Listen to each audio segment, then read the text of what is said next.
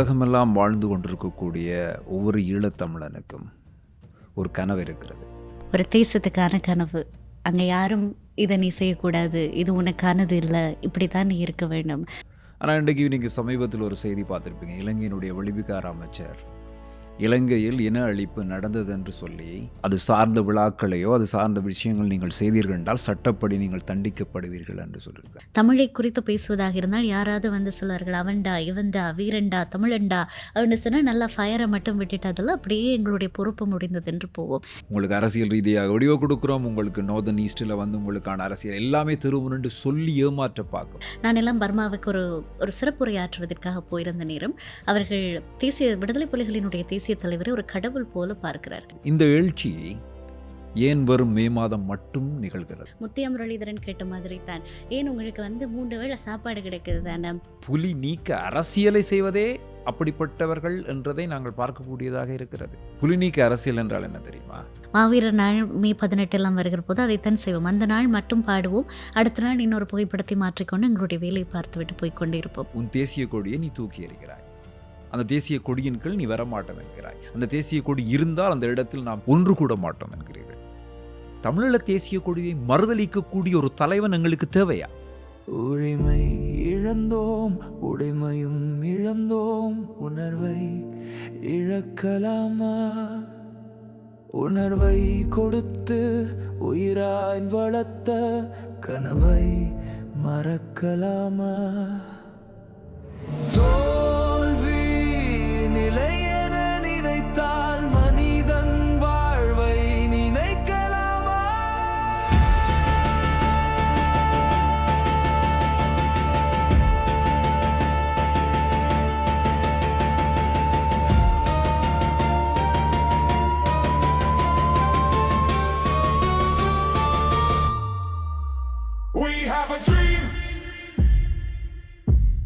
உலகமெல்லாம் வாழ்ந்து கொண்டிருக்கிற எங்களோட தமிழ் மக்களுக்கு, ஈழத்தமிழர்களுக்கு முக்கியமாக அவர்களுடைய ஒவ்வொரு மனிதனுக்கும் பலவிதமான ஆசைகள், பலவிதமான எதிர்பார்ப்புகள் இருக்கும் இல்லையா? ஆனால் உலகமெல்லாம் வாழ்ந்து கொண்டிருக்கக்கூடிய ஒவ்வொரு ஈழத்தமிழனுக்கும் ஒரு கனவு இருக்கிறது. என்றைக்காவது ஒரு நாள் எங்களுடைய தேசத்தில் போய் சுதந்திரமான ஒரு வாழ்க்கையை நாங்கள் வாழணும் என்ற ஒரு கனவு இருக்குது. நிச்சயமா. So we have a dream இல்லையா? ஒவ்வொருவருக்கும் கனவு இருக்கு. சொல்லுங்க. ஒரு தேசத்துக்கான கனவு. அங்க யாரும் இத நீ செய்யக்கூடாது. இது உனக்கானது இல்ல. இப்படித்தான் நீ இருக்க வேண்டும். இந்த முள்ளு வேலிக்கு வெளியில தான் நீ நிக்க வேண்டும் அப்படின்னு யாருமே எங்களுக்கு கட்டளையிடாத, இல்லாட்டா யாருக்கும் நாங்க ஒரு அடையாள அட்டை காட்டி என்னுடைய தேசத்துக்குள்ள, என்னுடைய நிலத்துக்குள்ள நுழைய தேவையில்லாத ஒரு ஒரு தேசம் எங்களுக்கு இருக்க வேண்டும். நிச்சயமாக. 2009க்கு முன்பு அப்படி ஒரு தேசம் எங்களிடம் இருந்தது. ம்ஹும். நீண்ட நெடிய போராட்டத்தின் பின்பு, பல இழப்புகளின் பின்பு எங்களுக்கான ஒரு தேசம் கட்டமைக்கப்பட்டது இல்லையா? அந்த தேசத்தில் 2006ஆம் ஆண்டு நான் போயிருந்த அந்த காலகட்டத்தில் அந்த தேசத்தை நான் பார்த்திருக்கிறேன். எங்கும் தமிழ், எதிலும் தமிழ், ஒரு சுதந்திரமான வாழ்க்கை. அந்த மாதிரியான ஒரு தேசத்தை இந்த உலகமெல்லாம் சேர்ந்து 2009 அழித்து கொண்டு விட்டார்கள் இல்லையா? இன்றைக்கு வந்து அந்த இன அழிப்பு நிகழ்ந்திருக்கிறது. லட்சக்கணக்கான மக்கள் படுகொலை செய்யப்பட்டிருக்கிறார்கள். போராளிகள், அதாவது விடுதலை போராட்டத்துக்காக போராடிய தளபதிகள், தலைவர்கள் எத்தனையோ பேர் இறந்திருக்கிறார்கள். ஆனால் இன்றைக்கு நீங்கள் சமீபத்தில் ஒரு செய்தி பார்த்துருப்பீங்க. இலங்கையினுடைய வெளிவிகார அமைச்சர் இலங்கையில் இன அழிப்பு நடந்தது என்று சொல்லி நீங்கள் அது சார்ந்த விழாக்களையோ அது சார்ந்த விஷயங்கள் நீங்கள் செய்தீர்கள் என்றால் சட்டப்படி நீங்கள் தண்டிக்கப்படுவீர்கள் என்று சொல்லியிருக்கார். ம்ஹும். அப்போ இப்போ எங்களை இந்த உலகத்திலே வந்து எங்களை எதை நோக்கி இவர்கள் தள்ளி கொண்டிருக்கிறார்கள் என்பதை நீங்கள் பார்க்கலாம் இல்லையா? ஸோ இந்த ட்ரீம் பற்றி இப்போ நான் ஒரு என்னுடைய தலைமுறை என்பது வந்து என்னுடைய வயது என்பது என்னுடைய தலைமுறை என்பது நிச்சயமாக உங்களுடைய தலைமுறையில் விட பின்னுகிறது. ம்ஹும். எனக்கு அடுத்த தலைமுறை தான் நீங்கள். உங்களுக்கு அடுத்த தலைமுறை ஒன்று இருக்குது, அதுக்கு அடுத்த ஒரு தலைமுறையும் உருவாகி கொண்டிருக்கிறது இல்லையா? ம்ஹும். இப்போ என்னுடைய தலைமுறையிலிருந்து விடுதலை போராட்டம் சார்ந்து, எங்களுடைய கனவு சார்ந்து, எங்களுடைய தமிழீழத்துக்கான தேவை சார்ந்த பல விடயங்கள் எங்களிடம் இருக்கிறது. உங்களுடைய பார்வையில் இந்த கனவை பற்றியும், இந்த தமிழீழ தேசத்தை பற்றியும், ஏன்னா நீங்கள் வந்து தமிழீழத்தின் தலைநகரத்தில் பிறந்து வளர்ந்து யாழ் பல்கலைக்கழகத்தில் படித்து இப்போ கனடாவில் படித்து கொண்டிருக்கீங்க. அப்போ ஒரு போர் 2009க்கு பின்னான காலத்தில் அங்கே வாழ்ந்திருக்கிறீர்கள், போர் காலத்திலும் வாழ்ந்திருக்கிறீர்கள். ஸோ இந்த கனவை பற்றி நீங்கள் என்ன நினைக்கிறீர்கள் சொல்லுங்க பாப்போம். கனவுன்றதுக்கு முதல் அதில் ஒரு துக்கம் வரும் ரஞ்சித். ஏனென்னா ஒன்றுமே இல்லை. இந்த கதை என்னன்னே தெரியாத ஒரு ஆளுக்கு ஏன் அந்த ஒன்று மட்டும் வெளிப்படையாக தெரியும். இந்த போரோட சம்மந்தப்படாதவர்கள், இந்த எந்த வரலாறுமே தெரியாதவர்கள், ஒரு ஒரு சர்ஃபேஸ் லெவலில் நின்று பார்க்குற ஒரு ஆளுக்கு ஒன்று மட்டும் மிக வெளிப்படையாக தெரியுது. ஒரு ஒரு மக்கள் கூட்டம் கொத்து கொத்தாக கொண்டு குவிக்கப்படுது. அதுக்கு யாருமே பொறுப்பேற்றுக் கொள்ளல. அதுக்கு யாருமே பதில் கொடுக்கல. அதுக்கு யாருமே நீதி கொடுக்கல. இப்போ வரைக்கும் 16 வருஷமாகியுமே அந்த மக்கள் வீதி வீதியாக நடந்து கொண்டே தான் இருக்கிறாங்க. அப்போது அந்த வெளியில இருந்து பார்க்குறவங்களுக்கு ஒன்று தோணும், அப்போ எப்படி அந்த மக்களை கொல்ல அனுமதிச்சாங்க? ஓ, இது யாரும் கேட்க மாட்டாங்களா? அதுக்கு பிறகு அவங்களோட வரலாறு தேடி பார்த்தா அவங்க யாரு? ஏன் அது ஆரம்பமாச்சுது? என்னத்துக்காக அதை தொடங்கினாங்க? அவங்களோட பக்கம் நியாயம் என்ன? இதெல்லாம் தேடிக்கொண்டு போகும்போது ஒரு ஒரு ஆழமான நியாயம் தெரியுது. ஒரு ஆழமான ஒரு வேட்கை தெரியுது. ஒரு சுதந்திர வேட்கை. அப்ப அந்த மக்கள் கூட்டமா இப்ப நாங்க எங்க இருக்கிறோம்ன்றது ஒண்ணு இருக்கு இல்லையா? இப்ப எப்படி தீபாவளி, பொங்கல் வருதோ, அதே மாதிரி அவ்ளோ வரலாற்று புகழ்மிக்க நாங்க சொல்றோம், "கங்கை கொண்டான் தமிழன், வென்றான் தமிழன், அத கட்டினான் தமிழன், இத கட்டினான் தமிழன்." பழைய பரன்ல இருக்கிற பனையோடைகள்ல இருக்கிற எழுதி வச்ச பெருமைகள் எல்லாம் பேசுற நாங்க, இன்னைக்கு என்ன செய்றோம்? நாளைக்கு இந்த இனத்தின் இருப்பை நிறுவுறதுக்குன்னு ஒரு கேள்வி வருது. ஆ எங்கேயோ படித்த ஞாபகம் இருக்கிறது. ஒரு ஒரு இனம் எவ்வளவு ஒரு இனத்தினுடைய தொன்மை பெரிதல்ல, அதனுடைய தொடர்ச்சி தான் பெரிது அப்படின்னு. Yep. அப்ப அத செய்யறதுக்கு இன்னைக்கு நாங்க என்ன செய்து கொண்டிருக்கிறோம்? பேசாம சமூக வலைத்தளங்கள்ல ஏதாவது மே 18 வரும்போதும் சரி, இல்லாட்டி மாவீரர் நாள் வரும்போதும் சரி, சும்மா ஃபயர் விட்டுட்டு போயிட்டே இருக்கிறோம். அதை தாண்டி நாங்க ஒண்ணுமே செய்யல. அப்ப அது தொடர்ந்து அடுத்த சந்ததிக்கு கடத்தப்பட வேண்டுமென்னா, நாங்க யாருன்றது எங்களுக்கு தெரிஞ்சிருக்க வேண்டும். அப்போ அத கதைக்கிறதுக்கான தேவையை நான் உணர்ந்தது அப்படித்தான். அப்போ என்னெல்லாம் எங்களுக்குரியதுன்னு நாங்கள் அடையாளப்படுத்தினா தான் அதை சரியாக நாங்கள் கடத்த முடியும். போராட்டத்துக்கான நியாயம் யாருக்குமே தெரியல. ஏன் இன்னைக்கு வரைக்கும் வீதி வீதியாக கத்திரம்ன்றதே யாருக்கும் தெரியல. முத்தையா முரளிதரன் கேட்ட மாதிரி தான், ஏன் உங்களுக்கு 3 வேளை சாப்பாடு கிடைக்குது தானே, வேறு என்ன வேணுமென்னு நினைக்கிறீங்கன்ற மாதிரி இல்லாமல் நாங்கள் ஏன் கதைக்க வேணுமன்றதுக்கான நியாயத்தை இப்போ வெளியில் இருக்கிறவங்களும் கேட்கலாம். இப்போ என்ன ஒரு யுத்தம் வந்தால் நீங்கள் அதை கடந்து போக பழகுங்க, ஹீல் பண்ண விடுங்க. எப்படி ஹீல் ஆகும் நீங்கள் அதுக்கான நீதியை கொடுக்காட்டி? ஆக அப்படித்தான் அதை கதைக்க வேணுமென்ற நியாயத்தை நான் உணர்ந்தது. ஆக அதைத்தான் நான் ஏன் இன்றைய நாளில் நாங்கள் உட்கார்ந்து அதை கதைக்க வேணுமன்றதுக்கான ஒரு நியாயமாக பார்க்குறேன். அப்போ அதுக்கு நாங்கள் எங்களுக்கான எல்லாவற்றையும் அடையாளப்படுத்த வேண்டிய தேவை இருக்குது. இன்றைக்கி நாங்கள் சும்மா வசனத்துக்கு பேசலாம், தமிழருக்குன்னு ஒரு நாடு இல்லாட்டியும் தமிழர் இல்லாத நாடே இல்லை அப்படின்னு. எந்த நாடாக இருந்தாலும் நீங்கள் அங்கே அகதி தான், உங்களுக்குன்னு ஒரு தேசத்தை நீங்கள் அமைக்காத வரைக்கும். அதனால தான் இந்த கனவு தேசத்துக்கான தேவை எவ்வளவு ஆழமாக நமக்கு தேவையாக இருக்குன்றது நான் அதிகமாக உணர்றேன். இப்போ நீங்கள் பார்த்தீங்கன்னு சொன்னால், இப்போ சமீபத்தில் இந்த உலகம் பார்த்து கொண்டிருக்கக்கூடிய ஒரு மிகப்பெரிய யுத்த களம் காசா. இன்றைக்கு அவங்களுடைய நிலத்தில் வாழ முடியாத ஒரு நிலைக்கு அவர்கள் தள்ளப்பட்டு இன்னைக்கு கிட்டத்தட்ட 50,000க்கு மேற்பட்ட மக்கள் படுகொலை செய்யப்பட்டிருக்கிறார்கள். இந்த யுத்தத்தை நீங்கள் வடிவாக பார்த்தீங்கன்னு சொன்னால், இது எங்கேயோ பார்த்த மாதிரி ஒரு யுத்தம் மாதிரி இருக்கிறது. என்ன சொன்னால், இதுதான் 2009ஆம் ஆண்டு ஈழத்தில் முள்ளிவாய்க்காலில் நிகழ்ந்த ஒரு விடயம்.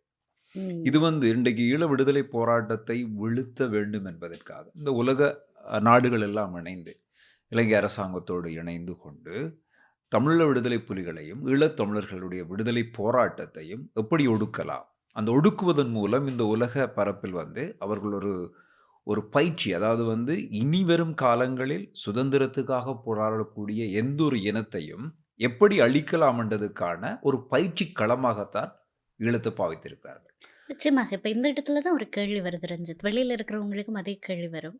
நாங்கள் ஒரு சின்ன இனக்குழு, பெரிதாக இதுவரைக்கும் நாங்கள் பொருளாதார ரீதியாக பெரிய ஜாம்பவான்களோ இது அதுன்று சொல்லிக் கொள்ளுகிற அளவுக்கு ஒன்று இல்லாவிட்டால் எதுக்கு அந்த இனக்குழுவை அழிக்கிறதுக்கு இவ்வளவு பிரயத்தனப்பட வேண்டும் நீங்கள் நினைக்கிறீங்க? வரலாறு என்னென்னு சொன்னால், தமிழர்களுடைய வரலாறு அதாவது ஒரு இனத்தின் வரலாறை அதனுடைய அதனுடைய அதனுடைய யுத்தங்கள், அதனுடைய பண்பாடு, இலக்கியம் போன்றவற்றில் பார்த்துக்கொள்ளலாம். தமிழர்களுடைய வரலாறு என்பது மிக பழமையான ஒரு வரலாறாக இருக்குது. இது இந்த உலகம் இப்போ நீங்கள் கூட பார்த்தீங்கன்னு சொன்னால், எப்போ பார்த்தாலும் வரலாறு பழசு முதுசுன்னு சொல்லணும் இன்னும் கனவேர் கதைப்பினோம். ஆனால் உண்மை என்ன தெரியுமா, எங்களுடைய வரலாறு மிக பழமையான ஒரு வரலாறு. நாங்கள் கிட்டத்தட்ட ராவணன் தேசம், அதற்கு முன்னாடி காலம், கரிகாலன், இப்படியே போகலாம். 5000 6000 ஆண்டுகள் கிறிஸ்துவுக்கு முன்பு எப்படியெல்லாம் போகலாம். அப்போ வரலாற்று ரீதியாக தமிழர்கள் தொடர்ந்தும் தங்களுடைய இருப்புக்காக போராடி வருகிறார்கள். இன்றைக்கு வந்து எங்களுடைய ஈழத்தில் இருக்கட்டும் சரி, தமிழீழமாக இருக்கட்டும் சரி, தமிழகமாக இருக்கட்டும் சரி, நீங்கள் போய் கோயில்கள் இருக்கக்கூடிய கல்வெட்டுக்கள், இன்னும் சிற்பங்களை எல்லாம் பார்த்தீங்கன்னு சொன்னால், இன்றைக்கு இருக்கக்கூடிய விஞ்ஞான வளர்ச்சியை அன்றைக்கே தமிழன் கண்டுபிடித்திருக்கிறான். நிச்சயமா. அப்போ அந்த வளர்ச்சி மிகுந்த ஒரு இனம் கல்வி ரீதியாகவும், விஞ்ஞான ரீதியாக, யுத்த ரீதியாக பலம் வாய்ந்த ஒரு சமூகம் படிப்படியாக இந்த உலகத்தில் ஒரு சிறுபான்மை இனமாக மாற்றப்பட்டிருக்கிறது சொன்னால், அவர்கள் மிகப்பெரிய ஒரு அழிவை சந்தித்திருக்கிறார்கள் தான் அர்த்தம். அந்த மிகப்பெரிய அழிவுன்றது என்ன? யுத்தம் தான். இப்போ காலகாலமாக தொடர்ச்சியாக யுத்தத்தில் அந்த சமூகம் ஈடுபட்டதன் காரணமாகத்தான் அது படிப்படியாக அழிவை சந்தித்திருக்குது. இப்போ நீங்கள் கேட்டீங்கல்ல, ஒரு சிறு இனம் என்று. நாங்கள் சிறு இனம் அல்ல. ஈழத்தில் வந்து ஒட்டுமொத்த இலங்கையே ஈழத்தமிழர்களுடையது. நிச்சயமா. இலங்கை என்றது வந்து இலங்கைக்கு முன்னர் இருந்த பெயர் என்ன? ஈழம். இப்படி பல பெயர்கள் இருக்கிறது. ஒட்டுமொத்த இலங்கையே ஈழத்தமிழர்களாகிய ஈழமாக இருக்கும் பொழுது, ஒரு பெரும்பான்மையாக வாழ்ந்த ஒரு சமூகம், வாழ்ந்த ஒரு இனம் எப்படி சிறுபான்மை இனமாக மாற்றப்பட்டிருக்கிறது அந்த தேசத்தில்? அப்போ தொடர்ச்சியான யுத்தம். அப்போ எதற்காக எங்கள் மீது இவ்வளவு தீவிரமான யுத்தத்தை தொடர்ந்து செய்து கொண்டிருக்கிறார்கள் என்று பார்த்தால், இதுதான் காரணம். இந்த இனத்தை வளரவிட்டால், இந்த இனம் பலம் பெருந்திய இனமாக மாறினால், யார் யாருக்கெல்லாம் பிரச்சனையோ அவங்க என்ன செய்வாங்கன்னு சொன்னால், அந்த பிரச்சனையை தீர்க்கிறதுக்கு உலகத்தில் இருக்கக்கூடிய பெரிய வல்லரசுகளை துணை கொண்டு அழிக்கிறார்கள். இதில் முக்கியமாக நீங்கள் பார்த்தீங்கன்னா, ஈழத்தமிழனை அழிப்பதற்கு இலங்கை அரசாங்கம் தான் முக்கியமாக இருந்ததுன்னு நாங்கள் சொல்ல முடியாது. இந்திய அரசாங்கம் கூட முக்கியமாக இருந்திருக்கிறது. உண்மை. நீங்கள் சொன்னது போலவே அதில் இன்னொரு பக்கமும் இருக்கிறது. விடுதலைக்காக போராடுகிற ஒரு இனம், இல்லாவிட்டால் எதேச்சதிகாரத்திற்கு, சர்வாதிகாரத்துக்கு எதிராக போராடுகிற ஒரு இனம், ஒருவேளை இந்த போராட்டத்தில் வெற்றி காணுமாக இருந்தால், அதாவது ஒரு சுயாதீனமாக இயங்கக்கூடிய ஒரு அரசாங்கத்தை நிறுவி, நீங்கள் சொன்னது மாதிரியே அவங்களுக்கான போர்ப்படை, அவங்களுக்கான பொருளாதார வசதிகள், ஒரு தன்னிறைவான வாழ்க்கை அவங்களால அமைத்து அதை சரியாக கொண்டு நடத்த முடியுமாக இருந்தால், அது அந்த நாட்டினுடைய அரசாங்கத்திற்கு மாத்திரமல்ல, சுற்றி இருக்கக்கூடிய எல்லா நாட்டு அரசாங்கங்களுக்குமே அது பிரச்சனை. ஏனென்றால் அவர்கள் ஒரு மிக வலுவான சக்தியாக வளருவதற்கான வாய்ப்புகள் அதிகம். இதை பார்க்கிற இப்போ ஈழத்தினுடைய விடுதலை போராட்டம் என்பதும் போராளிகளினுடைய வரலாறும் அவர்கள் அதை நெறிப்படுத்தின விதமும் ஒவ்வொரு நாடுகளில் எங்கெல்லாம் தமிழர்கள் அடக்கப்பட்டார்களோ அங்கிருக்க, குறிப்பாக நான் எல்லாம் பர்மாவுக்கு ஒரு சிறப்புரையாற்றுவதற்காக போயிருந்த நேரம், அவர்கள் தேசிய விடுதலை புலிகளினுடைய தேசிய தலைவரை ஒரு கடவுள் போல பார்க்கிறார்கள். அங்கே கடவுள் படங்கள் வைக்கப்பட்டிருக்கிற அந்த சாமி அறையிலே தேசிய தலைவரினுடைய புகைப்படம் மிக பிரதானமாக இருக்கிறது. அவர்கள் ஈழத்தை பிரதிநிதித்துவப்படுத்தி அங்கே போகிறவர்கள் எல்லோரையும் தேசிய தலைவரினுடைய ஒரு கூட்டமாகத்தான் பார்க்கிறார்கள். மிகுந்த மரியாதையோடும் ஒரு விதமான அங்கலாய்ப்பு அவர்களிடம் இருக்கிறது. ஏதோ ஒன்று நாங்கள் ஏதோ ஒரு பெரிய விடயத்திலே வாழ்ந்திருக்கிறோம் நாங்கள், ஆக அங்கிருந்து வருகிறவர்களிடத்திலே எடுத்துக்கொள்ள ஏதோ இருக்கும் என்று. பர்மிய தமிழர்களை பற்றி சொல்லவே வேண்டாம், அவர்கள் எப்படிப்பட்ட அடக்குமுறைக்குள்ளாக அவர்கள் கடந்து வந்தார்கள் என்று. ஆக இந்த ஒரு நாட்டில் இருக்கிறவர்கள் மாத்திரமல்ல, உலகெங்கிலும் எந்தெந்த இனமெல்லாம் அடிமைப்பட்டிருந்ததோ அவர்கள் எல்லாருக்குமே ஒரு தொடக்க புள்ளியினை, எல்லாவற்றாலும் ஒரு நம்பிக்கையினை கொடுத்த ஒரு போராட்டமாகத்தான் தமிழர்களினுடைய போராட்டம் இருக்கிறது. நீங்க பாத்தீங்கன்னு இப்ப சொன்னீங்க இல்லையா, அதாவது உலகத்தில் வாழக்கூடிய, அடிமைத்தனத்தில் இருக்கக்கூடிய, சுதந்திரத்துக்காக போராடக்கூடிய, சொந்த மண்ணை இழந்த மக்களின் மிகப்பெரிய விடிவெள்ளியாக, ஒரு வழிகாட்டியாக தமிழீழ தேசிய தலைவர் இருந்தார். தமிழீழ விடுதலை புலிகள் இருந்தார். உலகத்திலேயே முப்படை கொண்டு எதிரிகளை அழிக்கக்கூடிய ஒரு பலம் வாய்ந்த, சக்தி வாய்ந்த அமைப்பாக தமிழீழ விடுதலை புலிகள் இருந்தார். அப்போ இந்த அமைப்பு, இந்த இனத்தின் வீரமிக்க போர்,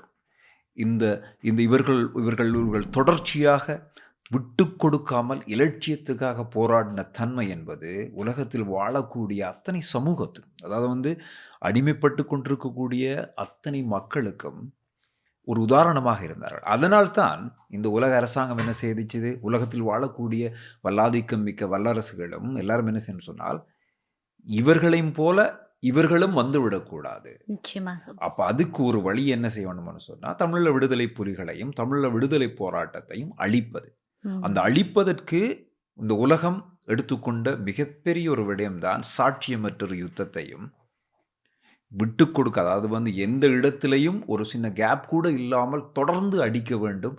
தொடர்ந்து அழிப்பதன் மூலம் தான் இவர்களை இல்லாமலாக்கும். இன்றைக்கு அதே இதுதான்.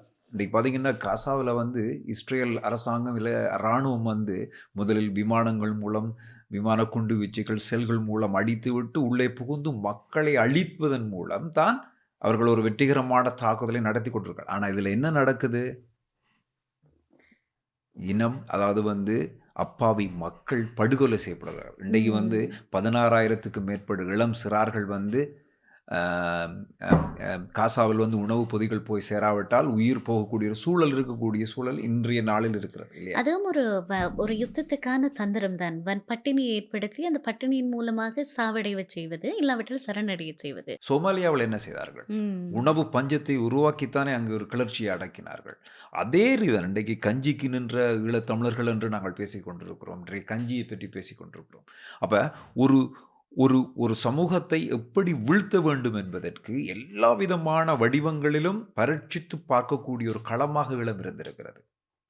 அப்போ எங்களை வீழ்த்துவதன் மூலம், அதாவது வந்து ஒரு பெரியவனை வீழ்த்துவதன் மூலம்தான் இந்த பெரியவனையே நான் வீழ்த்தி இருக்கிறேன், நீ வாயை மூடிக்கொண்டு இரு என்று இந்த உலகம் அடிமைப்படக்கூடிய பட்டு கொண்டிருக்கக்கூடிய சமூகத்தை பார்த்து சொல்ல முடியும் அல்லவா? அந்த பெரிய இனமாக ஒரு சிறுபான்மை ஆன இனமாக ஈழத்தில் இருந்தாலும் போரிலும் வீரத்திலும் இலட்சிய பற்றிலும் தீரமிக்க ஒரு விடுதலை போராட்டத்தை நாங்கள் நடத்தி இருக்கிறோம். அப்ப அதனால்தான் அதை வீழ்த்துவதன் மூலமாக இந்த உலக பரப்பில் ஒரு மிகப்பெரிய ஒரு ஒரு ஒரு ஒரு சாட்சியத்தை, அதாவது மிகப்பெரிய ஒரு அடையாளத்தை வைப்பதன் மூலம்தான் இந்த உலகம் வந்து அடுத்த கட்டத்தை நகர்த்த முடியும்னு நம்பினார்கள். அதனால்தான் எங்களுடைய போராட்டம் வீழ்த்தப்பட்டது. அதை நாங்கள் மறக்கக்கூடாது இல்லையா? நிச்சயமாக. மௌனித்தது வெறுமனே ஆயுத போராட்டம் மற்றும் தான். போராட்டம் கிடையாது. இந்த போராட்டம் எப்போதோ ஆரம்பமானது. எப்போது முதல் முறையாக எனக்கு உரித்தான ஒன்று எனக்கு மறுக்கப்படுகிறது. இல்லாவிட்டால் ஏதோ ஒரு சூழ்ச்சி என்னைச் சுற்றி, என் இனத்தைச் சுற்றி நிகழ்கிறது என்று எங்களுக்கு முன்னம் இருந்தவர்கள் உணர்ந்தார்களோ, அப்போது ஆரம்பித்த போராட்டம் தான் இது. ஆக போராட்ட வடிவங்கள் மாறலாம். போராட்டம் எப்போதுமே முடியாது. அத்தோடு போராட்டத்திற்காக தன்னுடைய பயணத்தை தொடங்கின இனம் அவ்வளவு இலகுவில் அதை நிறுத்திவிடவும் முடியாது. ஆக அந்த அந்த அந்த அந்த போராட்டம் என்பது எதை நோக்கினதாக இருக்கும் என்றால், நாங்கள் இப்போது பேசிக் கொண்டிருக்கிற இந்த கனவு தேசத்தை நோக்கினதாக இருக்கும். எல்லோருக்குமே இப்பொழுது ஒரு கேள்வி இருக்கும். நாங்க எல்லாருமே இருக்கிறோம், உயிர் வாழ்கிறோம். எங்களுக்கு இருக்கிறதுக்கு ஒரு இடம் இருக்கு, வீடு இருக்கு. எங்க இருந்தாலும் தமிழர்களுக்கு அகதி அந்தஸ்தாவது கிடைச்சிருக்கு. இதுக்கு பிறகும் இங்க நல்லா தானே நாங்க இருக்கிறோம். எதுக்கு எங்களுக்கு ஒரு கனவு தேசம் என்ற ஒரு கேள்வி ம். வரும் இல்லையா? இதுக்கு உண்மையிலுமே எங்களுக்கு உரித்தான ஒரு தேசம் எங்களுக்கு அவசியம். அதாவது இதுதான் இன்னார் தான் நான். இதுதான் என்னுடைய அடையாளம். இதுதான் என்னுடைய வரலாறு என்பதை யாருமே என்னிடத்தில் இருந்து திருடிக் கொள்ளாமல், இதுதான் நான் என்று நிறுவுவதற்கான ஒரு தேசம் ஏன் அவசியம் என்று நீங்க நினைக்கிறீங்க? இப்ப நீங்க பார்த்தீங்கன்னு சொன்னா, இந்த உலகத்தில் பல மொழிகள் ம்ஹ்ம். காணாமல் போய்விட்டது. ம்ஹ்ம். பல மொழிகள். உதாரணத்துக்கு இந்தியாவை எடுத்துக்கொண்டோம்னால், இந்தியால வந்து எத்தனையோ கிட்டத்தட்ட ஆயிரக்கணக்கான மொழிகள் பேசப்பட்ட ஒரு தேசம். இன்றைக்கு வந்து அந்த 100 மொழிகளுக்குள் அடங்கிவிட்டது. ம்ஹ்ம். படிப்படியாக அந்த 100 மொழிகளும் அழிக்கப்பட்டு, ஒரு மொழிக்குள் கொண்டு வருவதற்கான முயற்சிகள் நடந்து கொண்டிருக்கிறது. ம்ஹ்ம். அப்ப நீங்க கேட்டீங்களா, நாங்கள் நல்லாக இருக்கிறோம். ம். புலம்பெயர் தேசங்களில் எங்களுக்கு பொருளாதார ரீதியாகவும் சுதந்திரமாகவும் இருக்கிறோம். எல்லா விதமான இருக்கும் என்று சொன்னேன். ஆனா, இது எல்லாமே உங்களுக்கு கொடுக்கக்கூடிய ஒரு அடிமைத்தனத்தின் பிச்சை. ம். சொந்த மண்ணில் சுதந்திரமாக, என் நிலத்தில், என் வீட்டில் சுதந்திரமாக நான் சுவாசித்து வாழ்வதை விட, இன்னொரு தேசத்தில் அகதி என்ற அந்தஸ்தோடு ஏதிலியாக நான் வாழ்வதென்பது, எந்த ஒரு காலத்திலும் துரத்தப்படக்கூடிய ஒரு சூழல் இருப்பது என்பது, அதை வைத்துக்கொண்டு நாங்கள் அமைதியடையவும், சந்தோஷம் அடைய முடியும் என்றால், அதை விட கேவலமான ஒரு விஷயம் இந்த உலகத்தில் ஒன்றுமே இல்லை. ஏனென்றால், மொழிகளை அழிப்பதன் மூலம், ஒரு இனத்தை அழிப்பதன் மூலம், இந்த உலகத்தில் தேவையான ஒரு சமூகத்தை, தேவையான ஒரு இனத்தை மட்டும் இந்த உலகத்தில் நிலைத்து வைக்க வேண்டும் என்றது வந்து ஒரு படிப்படியாக அவர்கள் எடுத்துக்கொண்டு வரக்கூடிய ஒரு விடயமாக இருக்கிறது. அப்ப அதை செய்வதற்கு நாங்களும் துணையாக காரணமாகிறோம். என்னன்னு சொன்னா, ஆகிவிடக்கூடும். எங்களுக்கு போதுமானதுமா இருக்கு. இன்றைக்கு 2009க்கு பிறகு ஒரு மிகப்பெரிய யுத்தத்தை பார்த்திருக்கிறோம். ஒரு விடுதலை போராட்டத்தை பார்த்திருக்கிறோம். மிகப்பெரிய தலைவர்களை, தளபதிகளை, போராளிகளை பார்த்திருக்கிறோம். இந்த 2009க்கு பிறகு இந்த உலகத்திலே இந்த ஈழ சமூகம் என்ன செய்து கொண்டிருக்கிறது? நிச்சயமாக. வெற்றிகள் என்பது வந்து வெறும் 5 விதமான வெற்றிகளாகத்தான் இருக்கிறது. 95 வீதம் நாம் உறங்கிக் கொண்டிருக்கிறோம். கனவு இருக்குது. we have a ம். ட்ரீம். பட் அந்த கனவை நோக்கி என்னன்னு சொன்னா, அப்துல் கலாமினுடைய ஒரு வரிகள் ஒன்று இருக்கிறது. கனவு என்பது தூக்கத்தில் வருவதில்லை. உன் தூக்கத்தை உன்னை உறங்க விடாமல் தொடர்ச்சியாக உன்னை வந்து போராட வைப்பதுதான் கனவு. நிச்சயமாக. ஆனா இந்த உலகத்துல வாழ்ந்து கொண்டிருக்கக்கூடிய ஈழத்தமிழர்கள் அதாவது நித்திரை கொண்டு கொண்டிருக்கிறார்கள். அவரிடம் ஒரு கனவு இருக்குது. எல்லாருக்கும் நான் தமிழீழம் என்ற கனவு இருக்கு. ஆனா இப்போ பார்க்கும் பொழுது தமிழீழம் என்ற வார்த்தையை கூட எமது ஈழத்தமிழர்கள் சொல்வது ஒரு கொஞ்சம் குறைந்து விதமான கொண்டிருக்கிறது. தயக்கத்தை பார்த்துக் இலங்கை, கொள்ளுது. நான் ஸ்ரீலங்காவுக்கு போயிட்டு வாரேன். நான் இலங்கைக்கு போட்டு வாரேன். நேற்றைய நாளில் நீங்க இதை சொல்லும்போது தான் ஞாபகம் வருகிறது. ஆக்ட்ரஸ் மைத்ரி எங்களுடைய இனத்தை சார்ந்த ஒருவர். மிக இளம் வயது நடிகை. நேற்றைய நாளில் அவரிடத்திலே ஒரு நிருபர் கேட்பார், "நீங்க வந்து இந்த ஐடென்டிட்டி நீங்க வந்து ஸ்ரீலங்கன் தானே?" அப்படின்னு. அப்ப அவ சொல்லுவா, "நான் என்ன ஒரு ஸ்ரீலங்கனாக நான் அடையாளப்படுத்த விரும்பல. ஏன் விரும்பலன்னா, அது என்னுடைய இனத்த அழித்து துடைத்த ஒரு ஒரு நாடு.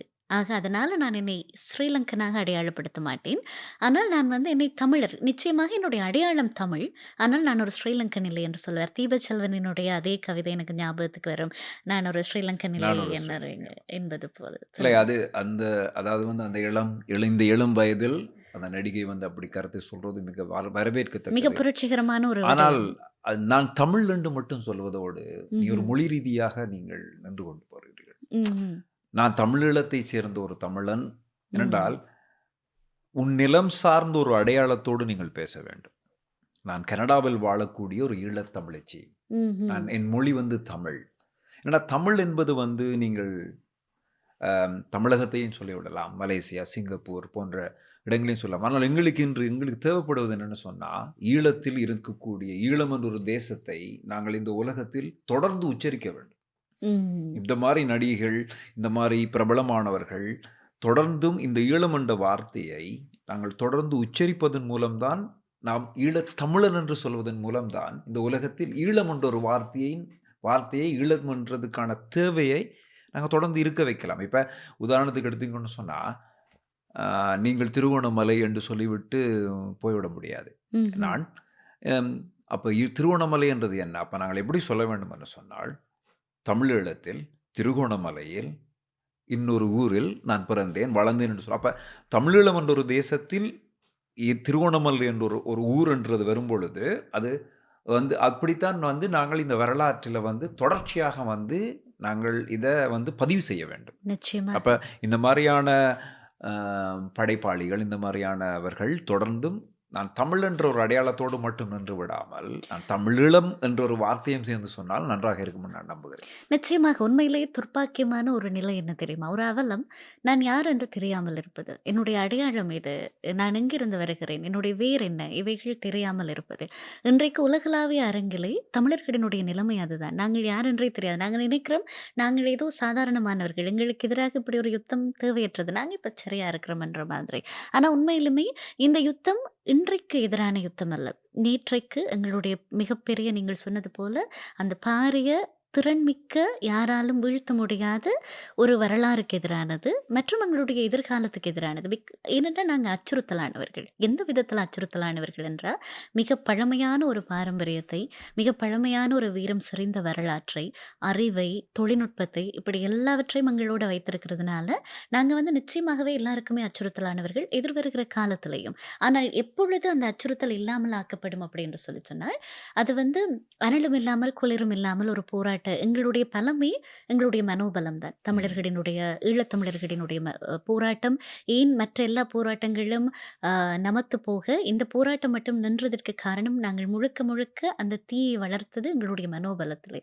ஆக அதை இல்லாமல் செய்வதன் மூலமாக, அதை எப்படி செய்யலாம் இல்லாமல்? ஒன்று, நினைக்கிற இந்த வாய்ப்புகளை இல்லாமல் ஆக்கலாம். இல்லாவிட்டால் நாங்கள் யார் என்பதை தொடர்ச்சியாக நாங்கள் காண்பித்துக் கொண்டு இருப்பதற்கான அடையாளங்கள்ல இருந்து அவைகளை இல்லாமல் ஆக்கலாம். இப்பொழுது இந்த சமூக வலைத்தளங்கள்ல கிடைக்கிற முடக்கங்களாக இருக்கட்டும், இல்லாவிட்டால் நாங்க யாருன்றதை மறந்து கூட்டத்தோட கூட்டமாக போவதாக இருக்கட்டும். இவைகள் எல்லாமுமே காலப்போக்குல எங்களை அழிப்பதற்கான ஒரு உத்தி தான். ஆனால் துர்ப்பாக்கிய விதமாக அவர்கள் நினைத்தது வேறொரு விதமாக நடந்து கொண்டிருக்குமா போல எனக்கு இப்பொழுது தோன்றுகிறது. ஏனென்றால் யுத்தம் முடிகிற நேரத்தில யோசிச்சாங்க, கொஞ்ச காலம் போனா இந்த மக்கள் இத மறந்துருவாங்க. நினைக்க ம். மாட்டாங்க. யாழ்ப்பாணத்தில இருக்கிறவர்களுக்கு வசதிய கொடுக்கலாம். 4 மோட்டார் பைக்க கொஞ்சம் கஞ்சாவ குடுத்துட்டா அவங்க இல்லாம போயிருவாங்க. அதே மாதிரி இவங்க தொடர்ச்சியாக இதை பேசுகிறவர்களால தானே பிரச்சனை. சரி, இப்போது இருக்கக்கூடிய அந்த சமூக வலைத்தளங்கள்ல முடக்கங்கள கொண்டு வரலாம். எப்படி இனவழிப்பு செய்தார்களோ, இனவழிப்பை நாங்க ஜெனோசைடுன்னு சொல்லுவோம். அதேபோல நினைவழிப்பு என்றும் ஒன்று இருக்கிறது. மெமோசைடு என்று சொல்லுவார்கள். இதுவரைக்கும் வரலாற்றில எந்தெந்த இனங்களுக்கு எதிராக யுத்தங்கள் நடந்ததோ, காலப்போக்குல இந்த இனவழிப்பு நினைவழிப்பாகவும் மாற்றமடைந்தது. காலப்போக்குல அது காணாமலே போனது. அதே போலத்தான் இப்பொழுது தமிழர்களுக்கு எதிராகவும் அது நிகழ்ந்து கொண்டிருக்கிறது. இப்ப கொஞ்ச காலம் போனா இவங்க எல்லாத்தையுமே மறந்து கூட்டத்தோட கூட்டமாக ஆகிவிடுவார்கள் என்பது அவர்களினுடைய எண்ணம். ஆனா, இந்த 16 வருஷம் ஆனதற்கு பிற்பாடு இம்முறை நீங்கள் பார்த்திருப்பீர்கள். இதுவரைக்கும் நிகழ்ந்த நினைவேந்தல் எல்லாவற்றையும் விட இம்முறை நிகழ்ந்த நினைவேந்தல் மிக பலமாக அந்த குரல் ஒலித்தது போல இருந்தது. வெறுமனே ஒரு தேசத்திலே மாத்திரமல்லாமல் தேசங்கள் எல்லாமும் இருக்கிற தமிழர்கள் ஒன்றுபட ஒலித்ததை பார்க்கக்கூடியதாக இருக்கிறது. உண்மையிலுமே அது ஒரு நல்ல குறிகாட்டு. நல்லதுதான். இல்லைன்னு நான் சொல்ல மாட்டேன். ம்ஹ்ம். ஆனா, ஒருக்கா அழுது, ஒருக்கா நினைவு கொண்டு, ம்ஹ்ம். ஒருக்கா வாழ்ந்து விட்டு போறதல்ல. நிச்சயமாக. ஈழத்தமிழனுடைய விடுதலை போராட்டம். இப்ப நீங்க பார்த்தீங்கன்னா, இன்றைக்கு உலகம் பூராக இந்த மே மாதம் 18ஆம் தேதி நிகழ்வுகள் மிக எழுச்சிமிக்க ஒரு நிகழ்வாக நடந்தது. இந்த எழுச்சி ஏன் வரும் மே மாதம் மட்டும் நிகழ்கிறது? ம்ஹ்ம். ஏன் வருஷத்தின் 364 நாட்கள் ஏன் நிகழாமல் இருக்கிறது? இப்ப நீங்கள் ஒரு விடயம் சொன்னீர்கள் இல்லையா? அதாவது வந்து ஒரு விடுதலை போராட்டத்தின் மிகப்பெரிய விடுதலை போராட்டத்தை அழிக்க நினைப்பவர்கள், ம். விடுதலை போராட்டத்தை மூழ்கடிக்க நினைப்பவர்கள், முறியடிக்க நினைப்பவர்கள், விடுதலை போராட்ட காலத்தை விட விடுதலை போராட்டம் மௌனிக்கப்பட்ட பின்பு, ம்ஹ்ம். உதாரணத்துக்கு தமிழில் விடுதலை போராட்டம் மௌனிக்கப்பட்ட பின்பு, அந்த போராட்டம் சார்ந்த வரலாற்றையோ அதன் எழுச்சியையோ மக்கள் மத்தியில் வந்துவிடக்கூடாது என்பதற்காக அவர்கள் போராடுகிறது தான் மிகப்பெரிய போராட்டம். ம். எங்களுக்கு எதிராக கண்ணுக்கு தெரியாமல் எங்கள் எதிரிகள் எங்களுக்குள்ளேயே இருந்து கொண்டு எங்களுடைய எழுச்சியை எப்படியெல்லாம் மடைமாற்றலாம், எப்படியெல்லாம் ம்ஹ்ம். வந்து தடை செய்யலாம், எப்படியெல்லாம் என்ற பல விடயங்களில் யோசிச்சு கொண்டிருக்கிறான். ம்ஹ்ம். ஆனால் அதில் நாங்கள் ஓரளவுக்கு தோற்று கொண்டு போகிறோம் என்று தான் நான் சொல்ல வேண்டும். காரணம், நாங்கள் மாவீரர் நவம்பர் 27, மே மாதம் 18 இந்த ம். 2 நாட்கள் தவிர்த்து எங்களுக்குள் எங்கே எழுச்சி இருக்கிறது? நிச்சயமாக. உலகமெல்லாம் நீங்க பாருங்க. இன்றைக்கு வந்து தமிழீழத்துக்கு வெளியில் வாழக்கூடிய, இன்னைக்கு தமிழீழத்தில் வாழ்ந்து கொண்டிருக்கக்கூடிய மக்கள் ஒரு அரசாங்கத்தின் ஆட்சியின் கீழ் இருக்கிறார்கள். அவர்களுடைய பேசுவதற்கு கொஞ்சம் பிரச்சனையாக இருக்கலாம். அங்கு வந்து சுதந்திரமாக அவர்கள் செயற்பட முடியும். ஆனாலும் அங்கு சுதந்திரமாக செயற்படியாத சூழலிலும் எனக்கு என்னவோ அங்கு வாழக்கூடிய மக்களிடம் வந்து அந்த வீரம் இருக்கிறது. ம். அதாவது வெளிப்படையாக போராட்டத்தில் பங்கு பெற்றுகிறார்கள். இப்போ பார்த்தீங்கன்னு சொன்னா, அம் இந்த மே மாதம் 18ஆம் தேதி முள்ளிவாய்க்காலில் அது 1,00,000க்கு கிட்டத்தட்ட 1,00,000 மக்கள் பங்கு பெற்றிருக்கிறார்கள்னு சொல்கிறார்கள். ஸோ ஒட்டுமொத்த தமிழீழ பரப்பில் ஒரு நிலத்தில், வெறும் ஒரு நிலத்தில், அதாவது வந்து வெறும் நிலம் என்று சொல்லலாம், அதாவது முள்ளிவாய்க்கால் என்ற ஒரு நிலப்பரப்பில் மட்டும் நிகழ்ந்த நிகழ்வில் ம்ஹ்ம். இவ்வளவு மக்கள் தான் பங்கு பெற்றிருக்கிறார்கள் சொன்னால் அதை நீங்கள் ஒரு பெரிய வெற்றியாக எடுத்துக்கொள்ளலாமா? இன்றைக்கு கனடாவில் 1,00,000க்கு கிட்ட தமிழர்கள் வாழ்கிறார்கள் என்று சொல்கிறார்கள். 2 ம். இடங்களில் நடந்த நினைவழ்ச்சியில் எத்தனை ஆயிரம் மக்கள் பங்கு பெற்றிருக்கிறார்கள்? உண்மை. அப்ப அதாவது வந்து மீதியானவர்கள் எல்லாம் அங்கு போனார்கள். தமிழர்கள் இல்லையா? தமிழீழத்தை துறந்து விட்டார்களா? இல்லாட்டி தமிழீழம் என்றது தேவையில்லை என்று விட்டார்களா? இல்லை இலங்கைக்கு போக வேண்டும், நான் இலங்கையனாகவே வாழ்ந்து விட்டு போகிறேன், வீட்டில் போய் வீடு கட்ட வேண்டும், காணி பார்க்க வேண்டும், விவசாயம் செய்ய வேண்டும், கோயில் திருவிழா செய்ய வேண்டும், இதெல்லாம் செய்யணும்னு சொன்னால் இந்த மாதிரி நிகழ்வுகளில் பங்கு பெற்றுவதன் மூலம் அது பிரச்சனையாகிவிடும் என்று கடந்து போகிறார்களா? அப்போ இந்த எழுச்சி என்றது வந்து இங்கே தான் நான் மிகப்பெரிய கேள்வியை வைக்க வேண்டும். ஏன் இந்த உலகத்தில் வாழ்ந்து கொண்டிருக்கக்கூடிய லட்சக்கணக்கான ஈழத் தமிழர்கள் வரும் 2 நாட்களில் மட்டும் இந்த எழுச்சியை போராடிய இந்த எழுச்சி நிகழ்வுகளை கடந்து, அதாவது இதை நான் அதாவது இது நடக்கிறது என்றதில் மிக சந்தோஷம் இருக்கிறது. அந்த நாட்களிலேயாவது நமது மக்கள் உணர்ச்சி பூர்வமாக அதில் பங்கு பெற்றிருக்கிறார்கள் என்றதில் சந்தோஷம் இருக்கிறது. ஆனால் மிச்ச நாட்கள் நிச்சயமாக. ஏன் இது நிகழ்கிறது? இதுதான் நாங்கள் பேச வேண்டும். இந்த இந்த இந்த வி ஹேவ் அ ட்ரீம்ன்றது வந்து ஒரு தேசம், அதாவது வந்து தமிழீழம் என்ற ஒரு தேசத்துக்கான கனவுக்காய் இறந்து போன மாவீரர்கள், அவர்களுடைய வயதெல்லாம் எத்தனை? நிச்சயமாக. அத நினைக்கும்போது ஒரு விதமான குற்ற உணர்ச்சி வேற இல்ல. எந்த இடத்துலயுமே அது வரும். அது வர வேண்டும். உண்மையாகவே சரியான ஒரு ஒரு மனிதாபிமானம், மனசாட்சியம் இருக்கிற மனிதர்களாக நாங்க இருப்போமாயிருந்தா, அது வரணும். யாருக்கும் இல்லை. ஏனென்னா அ அதாவது வந்து மனச்சாட்சியற்ற மனிதர்களாக ஈழத்தமிழர்கள் மாறிக்கொண்டிருக்கிறார்களோ என்று சொல்லி பார்க்க வேண்டியிருக்கிறது. ஏனென்று சொன்னால், அவர்களை மறந்து, ஒரு காலத்தில் எமது போராளிகள், எமது பிள்ளைகள், எமது தளபதிகள் என்று பேசியவர்கள் எல்லாம் இன்று அதை பேசுவதை தவிர்க்கிறார்கள். இங்கே 2 விதமான அரசியல் நிகழ்ந்து கொண்டிருக்கிறது. ஒன்று ம். புலிநீக்க அரசியல், தமிழ் தேசியம் தவிர்த்த அரசியல். நிச்சயமாக. இது எல்லாமுமே நமது நாங்கள் ஏற்கனவே சொன்னது தான். இந்த போராட்டம் 1 நாள், 2 நாள், 1 மாசம், 10 வருஷத்தோட முடியறதில்ல. இது ஒரு மிக நீண்ட போராட்டம். ஒரு விடுதலைக்கான போராட்டம். என்னை அடக்குவதற்கு எந்த உரிமையும் உனக்கில்லை. அப்படி நீ என்னை அடக்குவாயானால், அந்த அடக்குமுறைக்கு எதிராக நான் குரல் கொடுப்பேன். அதற்கு எதிராக நான் எழுந்து நிற்பேன். என் நிலங்களை, என் உரிமைகளை, என் சொத்துக்களை, என் அடையாளத்தை நீ பறிப்பாயாக இருந்தால், அதை மறுபடி பெற்றுக்கொள்வதற்கும், இதுதான் நான் என்பதை நிறுவுவதற்கும் எனக்கு சகல உரித்தும் உன்னைப் போல இருக்கிறது. இதுதான் மிக அறைகூவலாக Yeah. தமிழர்கள் வெளி உலகத்தை பார்த்து சொல்லக்கூடியது. நீ உன் மொழியை பேசுகிறாய், நீ உன் அடையாளத்தை பேசுகிறாய், காண்பிக்கிறாய். அதற்கு எல்லா உரித்தும் உனக்கு இருக்கிறது என்றால், நீ எப்படி என்னிடத்துல இருந்து அதை பறிச்சுக் கொள்வாய்? ஆக இது வெரி சிம்பிள். நாங்க நாங்க எங்களது அப்படி என்று நாங்க நிறுவுவதற்கான போராட்டம் தான் இது.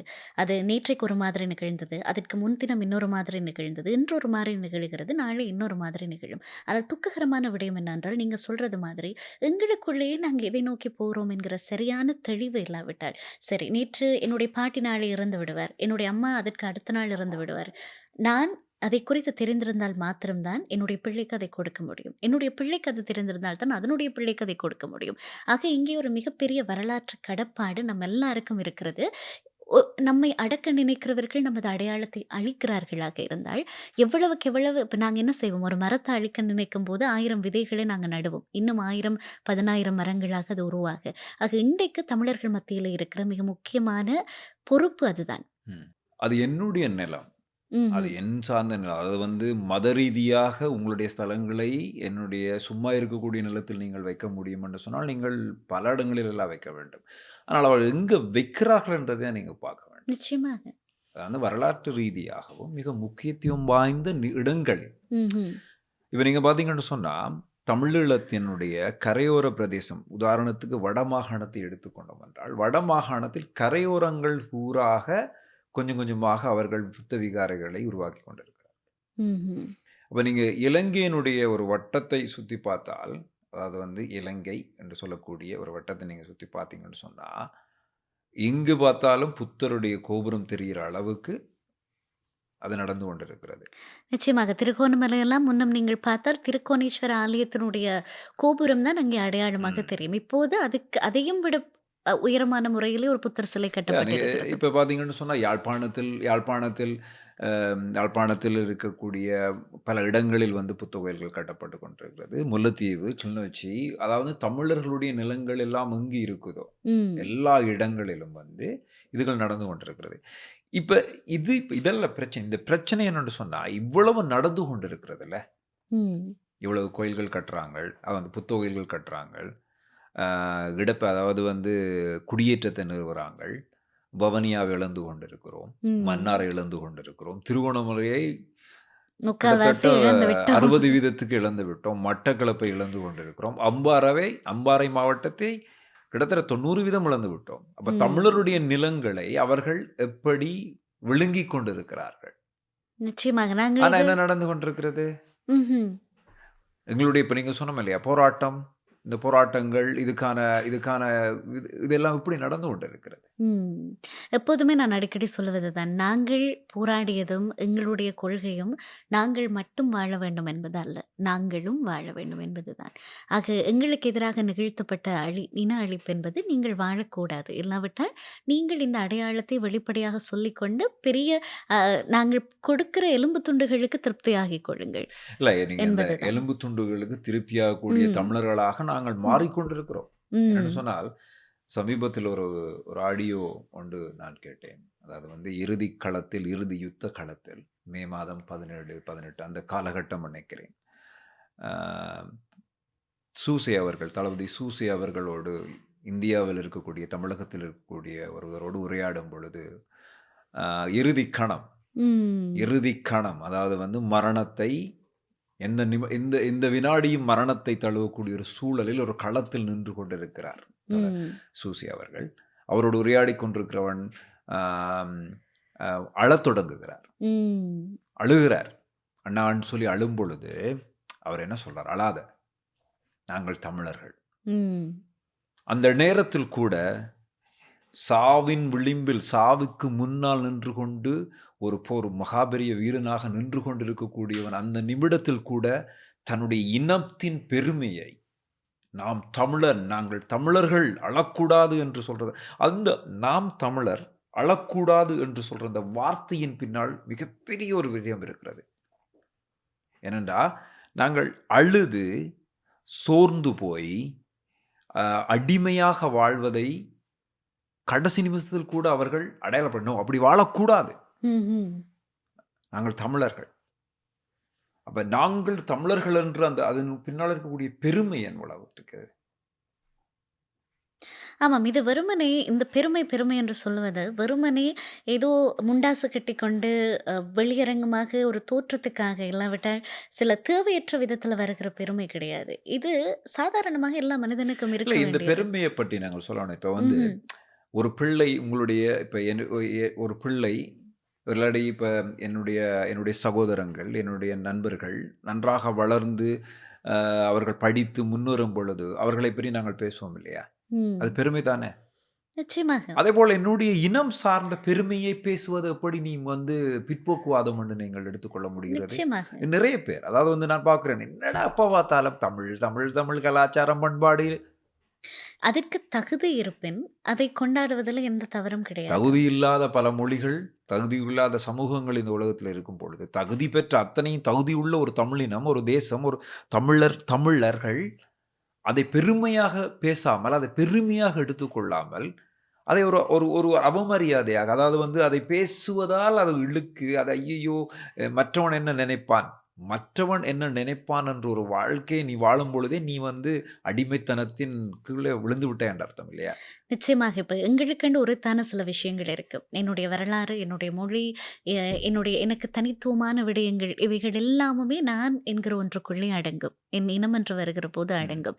அதில் ஏதோ ஒன்றை சமரசம் செய்துதான் என்னுடைய அடையாளத்தை நான் வெளிப்படுத்த வேண்டுமாக இருந்தால், நாங்கள் எங்கேயோ மிகப்பெரிய தவறு இழைத்துக் கொண்டிருக்கிறோம் என்று அர்த்தம். சமரசம் ஒன்று வார்த்தை இருக்கு இல்லையா? அன்றைக்கு சமரச வாழ்க்கை இருக்கு இல்லையா? நாம் ம். சமரசமாக வாழ்ந்து விடலாம். அதாவது வந்து எல்லோரை போலையும் பிறந்தோமா, வளர்ந்தோமா, வாழ்ந்தோமா, இறந்தோமா என்ற ஒரு வாழ்க்கை இருக்கு இல்லையா? ம்ஹும்.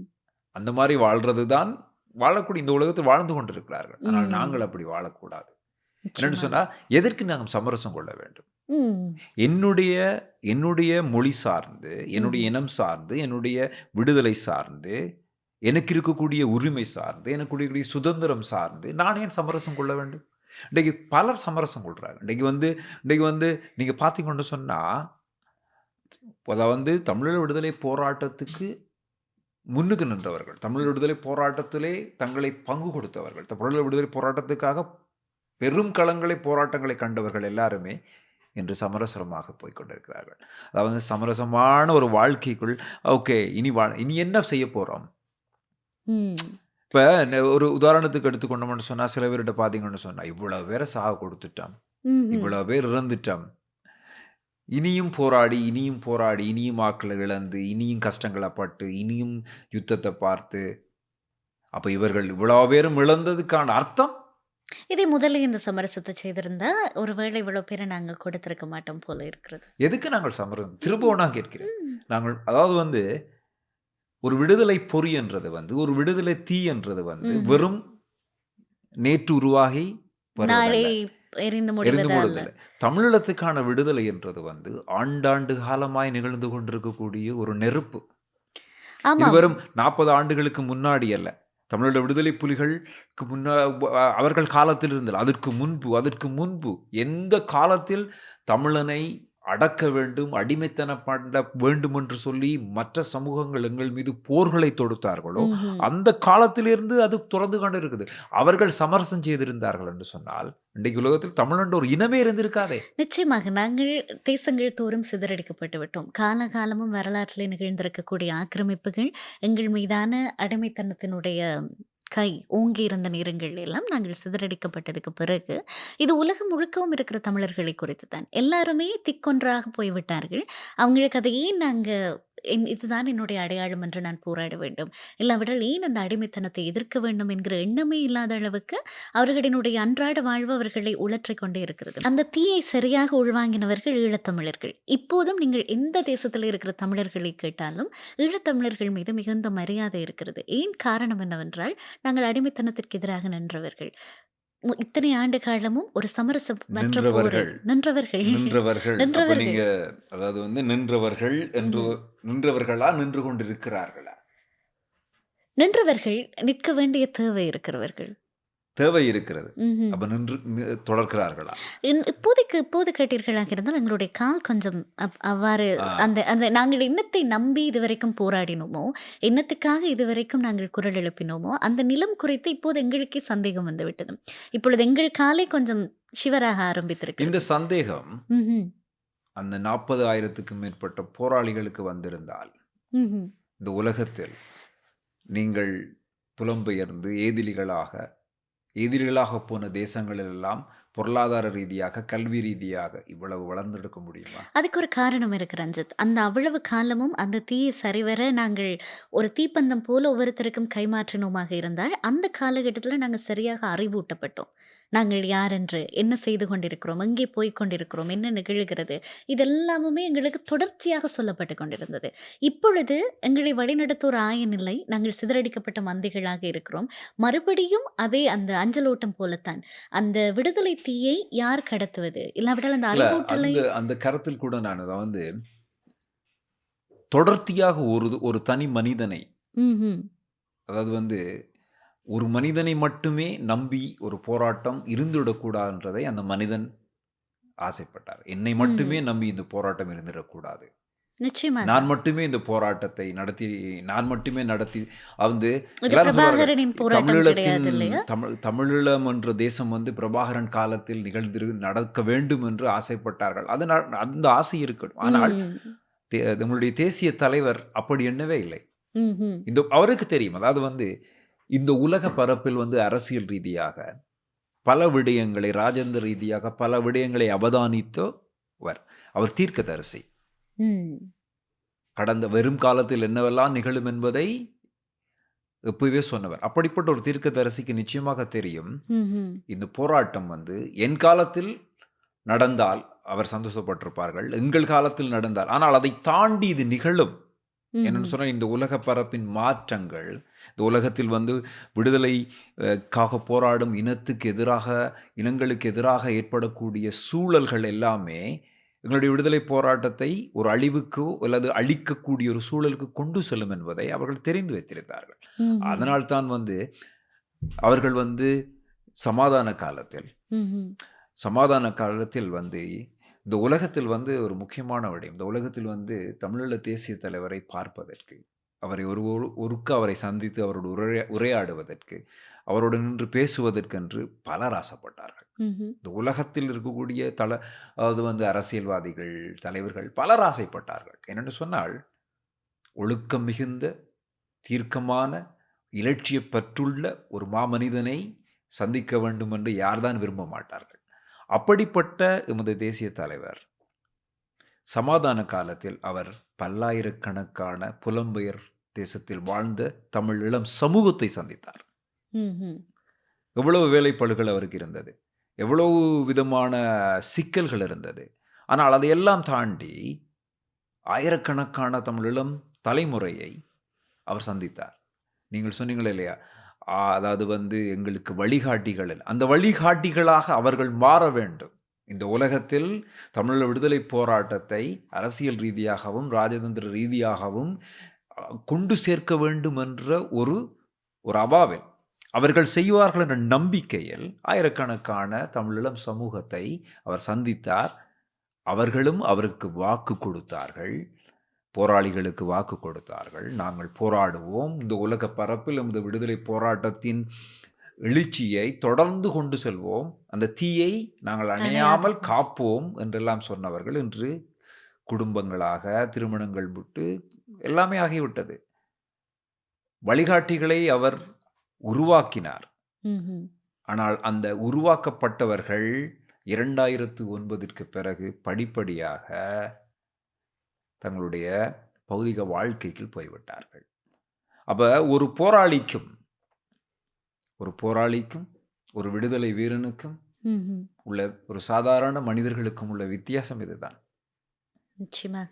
அப்ப எவ்வளவு ஆனால் நாங்கள் என்ன செய்து கொண்டிருக்கிறோம்? இந்த இன்றைக்கும் எனக்கு நம்பிக்கை இருக்கிறது.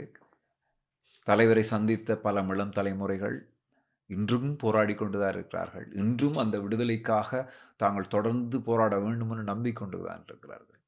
ஆனால் பலர் அதிலிருந்து விலகிவிட்டார்கள். இன்றைக்கு வந்து மிக முக்கியமாக புலி நீக்க அரசியலை செய்வதே அப்படிப்பட்டவர்கள் என்றதை நாங்கள் பார்க்கக்கூடியதாக இருக்கிறது. புலி நீக்க அரசியல் என்றால் என்ன தெரியுமா? உங்களுக்கு தெரியுமா புலி நீக்க அரசியல்? புலி நீக்க அரசியல் என்பது தமிழீழம் என்றது ஓகே, எங்களுக்கு தேவைதான். புலிகளை தவிர்த்து ஒரு தமிழீழத்தை நாங்கள் அடைவோம். புலிகள் வந்து பயங்கரவாதிகள், அவர்களை பேசுவதால் நாங்கள் வாழுகின்ற தேசத்தில் அரசியல்வாதிகள் எங்களோடு பேச மாட்டார்கள், தலைவர்கள் எங்களோடு கைகுலுக்க மாட்டார்கள். மிக கசப்பான ஒரு விடயம். அவர்கள் பயங்கரவாதிகள் அல்ல என்பதற்கு சாட்சிகளே அவருடைய மக்களாகிய நாங்கள். ஆனால் நாங்கள் என்ன செய்கிறோம்? புறக்கணித்தோமாக இருந்தால் புலிகளை மறுதலிப்பதன் மூலம் அவர்களை பயங்கரவாதிகள் என்று சொல்ற அளவுக்கு இந்த நாட்டில் பலர் இருக்கிறார்கள் என்று சொன்னால் அவர்கள் தமிழீழ மக்களுக்காக, தமிழர்களுக்காக போராடக்கூடியவர்களா? வெறும் பச்சோந்திகள். புலிகள் எங்கே இருந்து வந்தார்கள்? எங்கேயாவது வேறு நாட்டில் இருந்து, இல்லாட்டி வானத்தில் குதிச்சு வந்தாங்கன்னா? இல்லை, அங்கிருந்த மக்கள். அங்கே வீடுகள் சூறையாடப்படுகிற பொழுது, பெண்களினுடைய கற்பு சூறையாடப்படுகிற பொழுது, நியாயமற்ற முறைகளில் கொன்று குவிக்கப்படுகிற பொழுது மக்களுக்குள்ளே இருந்தவர்கள் போராட ஆரம்பித்தார்கள். பின்னர் அவர்கள் போராளிகளானார்கள். ஆக இந்த வரலாறு தெரிந்திருந்தும் நாங்கள் அவர்களை யாரோ போல மறுதளிப்போமாக. மறுதளிப்பது என்பது அது மிக மோசமான துரோகம். மறுதளித்தல் என்பது, நாங்கள் ஒருவர் நமக்காக உயிரே கொடுத்திருக்கிறார். அதான் சொல்லுவார்கள், கேரளாவை வந்து கடவுளர் தேசம் என்று சொல்லுவார்கள். ஏனென்னா, ஆனால் உண்மையிலுமே என்னை கேட்டீர்களாக இருந்தால் ஈழ தேசம் தான் கடவுளர் தேசம். ஏனென்றால் மக்களுக்காகவும் மண்ணுக்காகவும் யார் ஒருவர் தன்னுடைய உயிரை ஆகுதியாக்குகிறாரோ அவரைத்தான் நாங்கள் வரலாற்றிலே, ஆகமங்களிலே, இதிகாசங்களிலே கடவுளாக கொண்டாடி இருக்கிறோம். அப்படி பார்க்க போனால் ஏராளமான கடவுளர்கள் மண்ணுக்குள்ளே அங்கே புதைந்திருக்கிறார்கள். இன்றைக்கு நானும் நீங்களும் இந்த மேசை நாட்காலியில் உட்கார்ந்து பேசுவதற்கு அவர்கள் அன்று இருந்ததினாலே, ஆகுதியானதினாலே தான் நாங்கள் மிச்சமாக இருக்கிறோம். ஆக அவர்களினுடைய போராட்டத்தை தவிர்ப்பதோ, இல்லாவிட்டால் வரலாற்றிலே அவர்களை நீக்கிவிட்டு தமிழர்களை நினைத்துக் கொள்வதோ, அதை போல ஒரு துரோகமும் மறுதளிப்பும் வேறொன்றும் இருக்கு. அதை நீங்க சொல்றீங்க. ஆனால் இன்றைக்கு பலர் செய்கிறார்கள். அதாவது வந்து புலிகளை தவிர்த்து விட்டு, நாங்கள் வாழும் தேசத்தில் நாங்கள் பதவிகளை அடைய வேண்டும், உயர் பதவிகளை நோக்கி போக வேண்டும்.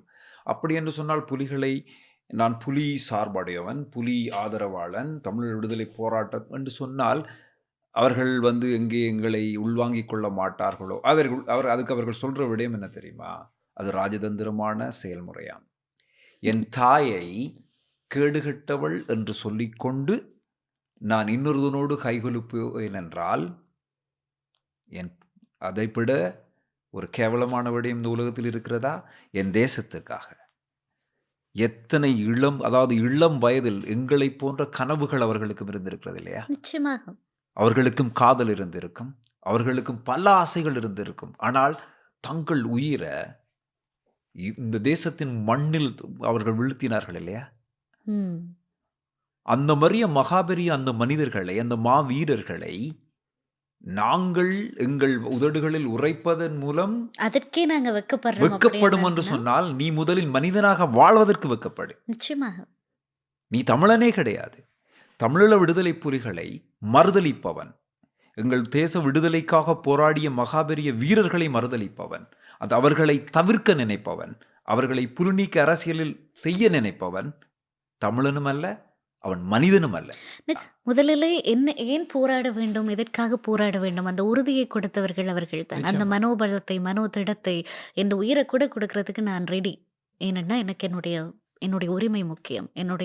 நான் நெஞ்சு நிமிர்ந்து நிற்க வேண்டும். என்னுடைய முதுகு கொடுத்து கொண்டு வாழுகிற ஒரு வாழ்க்கை வேண்டாம். எனக்கு விருந்து விருந்து கொடுக்கக்கூடிய நிலம் என்னுடைய நிலம். நீ போடுகிற எலும்பு துண்டுகளுக்கு நான் திருப்தியாக வேண்டிய அவசியம் இல்லை. அது எனக்கு பழக்கவும் இல்லைன்னு அவர்கள் தான் முதல்ல களத்தில் இறங்கினார்கள். அதற்கு பிறகுதான் நமக்கு முதுகெலும்பு இருக்கின்றது எங்களுக்கே தெரிஞ்சது. இல்லை, அது என்னன்னு சொன்னால், வரலாற்று ரீதியாக போராடிய ஒரு இனத்தினுடைய நீட்சியாகத்தான் தமிழ விடுதலை புலிகள் நாங்கள் பார்க்க வேண்டும். ராஜராஜ சோழனாக இருக்கட்டும், கரிகாலனாக இருக்கட்டும், ராவணனாக இருக்கட்டும், உலகத்திலே தலை சிறைந்த தமிழ் மன்னர்களுடைய வீரத்தின் வழிகாட்டி, அதாவது தொடர்ச்சியாகத்தான் நாங்கள் விடுதலை புலிகளை பார்க்கிறோம். இன்றைக்கு இந்த உலகத்தில் வாழ்ந்து கொண்டிருக்கிறோம், புலம்பெயர் தேசங்களில் வாழ்கிறோம். எல்லா விதமான வாய்ப்புகள், வசதிகள், இது எல்லாமே எங்களுக்கு இருக்கிறது. ஆனால் இதுக்கு காரணமானவர்கள் யார்? இன்றைக்கு இதை தாண்டி இதை தவிர்த்து வாழ்கிறதுன்றது, இன்றைக்கி நீங்கள் பார்த்தீங்கன்னு சொன்னால், முக்கியமான ஒரு விடயம் எனக்கு பார்க்கும் பொழுது, நிகழ்வுகளில் பார்க்கும் பொழுது எனக்கு மிகப்பெரிய ஒரு கோபம் வரும். தமிழீழ தேசிய கொடியை தவிர்ப்போம் என்று சொல்லுகிறார்கள். உன்னுடைய தேசத்தின் அடையாளம், ஒரு தேசத்தின் அடையாளம் இது தெரியுமா? ஒரு தேசிய கொடி. ஒரு தேசத்தை உலக பரப்பில் அடையாளப்படுத்துவது அந்த தேசத்தின் கொடி. எந்த இடத்திலும் அந்த தேசத்தின் கொடி இருந்தால் அது தமிழீழத்தின் கொடி என்றதை அடையாளப்படுத்தும். ஆனால் அந்த கொடியின் கீழ் நாம் அதாவது அந்த கொடியின் கீழ் நீங்கள் நிற்கக்கூடாது என்று சொல்லி யாரோ ஒருவர் சொல்லுகிறார்கள். அந்த கொடியின் கீழ் நான் போய் நிற்பதால் அல்லது அவர்கள் வருவதால் பிரச்சனை வரும் என்பதால் அந்த கொடியை நாங்கள் தவிர்ப்போம் என்கிற ஒரு எண்ணம் உங்களுக்கு எப்படி வருகிறது? அதாவது உன்னுடைய தேசிய கொடியை தூக்கி எறிகிறாய் உன் முதலாளி சொல்வதால், உனக்கு வாய்ப்பு கொடுக்கிறவன் சொல்வதால், உனக்கு வசதிகள் தருவன் சொல்வதால் உன் தேசிய கொடியை நீ தூக்கி எறிகிறாய். அந்த தேசிய கொடியின் கீழ் நீ வரமாட்டோம் என்கிறாய். அந்த தேசிய கொடி இருந்தால் அந்த இடத்தில் நாம் ஒன்று கூட மாட்டோம் என்கிறீர்கள். தமிழீழ தேசிய கொடியை மறுதலிக்கக்கூடிய ஒரு தலைவன் எங்களுக்கு தேவையா? நீங்க யோசிச்சு பாருங்க. தமிழீழத்தினுடைய தேசிய கொடியை மறுதலித்து கொண்டிருப்பவர்கள் எங்களுக்கு தேவையானவர்களா? இவர்களால் தமிழர்களுடைய சுதந்திரமோ அல்லது தமிழர்களுக்கு தேவையான விடயங்கள் எல்லாமே பெற்றுத்தர முடியுமா? நிச்சயமாக. தன் இனத்தை, அதனுடைய நிலத்தை, அதன் அடையாளத்தை, அதன் கனவை நேசிக்கிற யாருமே அப்படி செய்ய மாட்டார்கள். யார் இதை செய்வார்கள் என்றால், ஒரு கொஞ்ச காலத்துக்கு தன்னுடைய அரசியல் லாபத்துக்காக லாபம், ஆமாம், கதரை தேய்த்து விட்டு அதாவது போகிறவர்கள் சுய தான். லாபம், சுய பிரபலம், அதன் மூலம் கிடைக்கக்கூடிய வாய்ப்புகள், அதன் மூலம் பெருகக்கூடிய பிரபலமாதல், இதுவல். அப்போ இன்றைக்கு கண்ணுக்கு தெரியாமல், அதாவது ஊருக்கு தெரியாமல் வேர்களுக்கு மட்டுமே தெரியும் என்று சொல்லி, அதாவது எத்தனை ஆயிரம் கரும்புலி வீரர்கள் தங்களுடைய களத்தில் போய் வீரமரணம் அடைந்திருக்கிறார்கள். அவர்களுடைய வீரம், அவருடைய தியாகத்தை கூட வெளியில் சொல்ல முடியாது.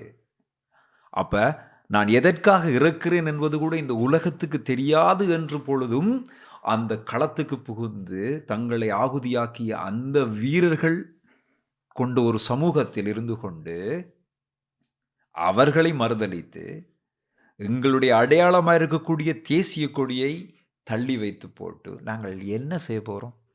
நிச்சயமாக ரஞ்சித், யுத்தத்தை நான் நேரடியாக பார்த்தது கிடையாது. நான் திருகோணமலையிலிருந்து நான் யுத்த காலங்களில் என்னுடைய பாடசாலை என்று ஹாஸ்டல்ல இருந்து படிச்சேன். மிக பத்திரமாக இருந்தேன். அப்ப எனக்கு தெரியாது, ஒரு ஷெல் விழுந்தா அப்படி வலிக்கும்ன்றது எனக்கு தெரியாது. ஒரு உடல் பிளந்தா அப்படி இருக்கும்னு தெரியாது.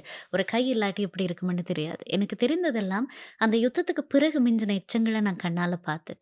என்னுடைய வீடு யுத்தத்துல மிஞ்சிட்டது. பத்திரமா பாதுகாப்பா இருக்கு. ஆனா என்னுடைய கேள்வி எல்லாம் அன்னைக்கு அவர்கள் வீட்டை துறந்திருக்காவிட்டால், என்னுடைய வீடு பத்திரமா எஞ்சி இருக்காது. இப்ப எனக்கு ஒரு அக்கவுண்டபிலிட்டி இருக்கு. எனக்கு ஒரு ரெஸ்பான்சிபிலிட்டி இருக்கு. நான் பதில் சொல்ல வேண்டும். அவங்க அவர்களெல்லாம் தங்களுடைய வீட்டை எதற்காக துறந்து போயிருப்பார்கள்? நாளைக்கு எஞ்சுகிற ஒரு தேசம், அந்த கனவு தேசத்திலே தன்னுடைய பிள்ளை சுதந்திரமாக வாழும். தான் இல்லாவிட்டாலும், தான் பிரதிநிதித்துவப்படுத்தின மக்கள் தன்னுடைய வீட்டை பார்த்துக் கொள்ளுவார்கள் அப்படின்னு. அப்ப அப்படி நம்மை நம்பி ஒருத்தவர் நமக்காக உயிரையே கொடுத்திருக்கிறார்கள் என்றால், அதை கணக்கே எடுக்காம நான் என்ற குடும்பம், என்ற பிள்ளை, என்ற வீடு என்று போவேனாக இருந்தால், வரலாற்றிலே எத்தனை பெரிய துரோகத்தை இழைத்த ஒரு ஆளாக நான் இருப்பேன். அதனால தான் நான் இங்க உட்கார்ந்திருக்கிறேன். ஏதாவது எனக்கு தெரிந்தது, எனக்கு இருக்கிற அறிவோ, எனக்கு இருக்கிற ஏதோ ஒன்று, மொழியோ, ஒரு பற்றோ, இல்லாவிட்டால் ஏதோ ஒன்றை ஆவணப்படுத்துவதன் மூலமாக, இப்படி நானும் நீங்களும் உட்கார்ந்து பேசுவதன் மூலமாக, அது என்னுடைய இனத்திற்கு ஒரு நன்மை பயக்கமாக இருந்தால், ஆக குறைந்தது நாங்கள் இருந்தோம் என்கிற இருப்பை நிறுவ போதுமாக இருந்தால், அது என்னால் முடிந்த பணி. என்னுடைய கடன் அப்படின்றத நான் நினைக்கிறேன். இப்ப நான் கூட இந்த இடத்தில் இருக்கிறேன் என்று ம்ஹ்ம். சொன்னால், இப்ப நான் ஏன் இங்கு பேசிக் கொண்டிருக்கிறோம்? நிச்சயமாக. ஏன் உரையாடிக் கொண்டிருக்கிறோம்? இப்ப நாங்கள் என்னென்று சொன்னால், எங்கேயோ ஒரு இடத்தில் எமது சமூகம் செய்ய வேண்டிய கடமையிலிருந்து தவறி வேறு எங்கேயோ போய்க் கொண்டிருப்பதைப் போல நான் உணர்கிறேன். இப்ப நிச்சயமாக. 2009ஆம் ஆண்டுக்கு முன்பு நாங்கள் கல்வி கற்றுக்கொண்டிருந்த காலகட்டத்தில், இங்கு கனடாவில் பல தமிழ் அதாவது பல பல்கலைக்கழகங்கள், கல்லூரிகள், மாணவ அமைப்புகள் இருந்தன. இளம் சமூகத்தை ஒரு விடயம் கோஆர்டினேட் பண்ணியது. ஒரு ம்ஹ்ம். விடயம் தொடர்ந்து ஒன்றிணைத்து வைத்திருந்தது. அந்த விடயம் தமிழீழ தேசத்துக்கான சுதந்திர போராட்டம். அப்போ அங்கு அந்த காலகட்டத்தில் வாழ்ந்த இளம் தலைமுறை எல்லோருக்குமே நான் தமிழீழத்தவன் என்கிற இருந்த பெருமையும், தமிழீழத்துக்காக நான் உதவி செய்ய வேண்டும் என்ற ஆசையும், அது சார்ந்து செயற்பட வேண்டும் என்றதும் ஒரு கடமையாக இருந்தது. ஆனால் காலப்போக்கில் 2009க்கு பிறகு இந்த நாட்டில் அந்த இளம் தலைமுறையிடமிருந்து ஒரு மிகப்பெரிய பின்வாங்க, அதாவது அந்த இளம் தலைமுறை அந்த தமிழீழ விடுதலை போராட்டத்துக்கான செய்ய வேண்டிய கடமைகளிலிருந்து பின்வாங்கி கொண்டிருக்கிறது என்பதை நாங்கள் பார்க்கக்கூடியதாக இருக்கிறது.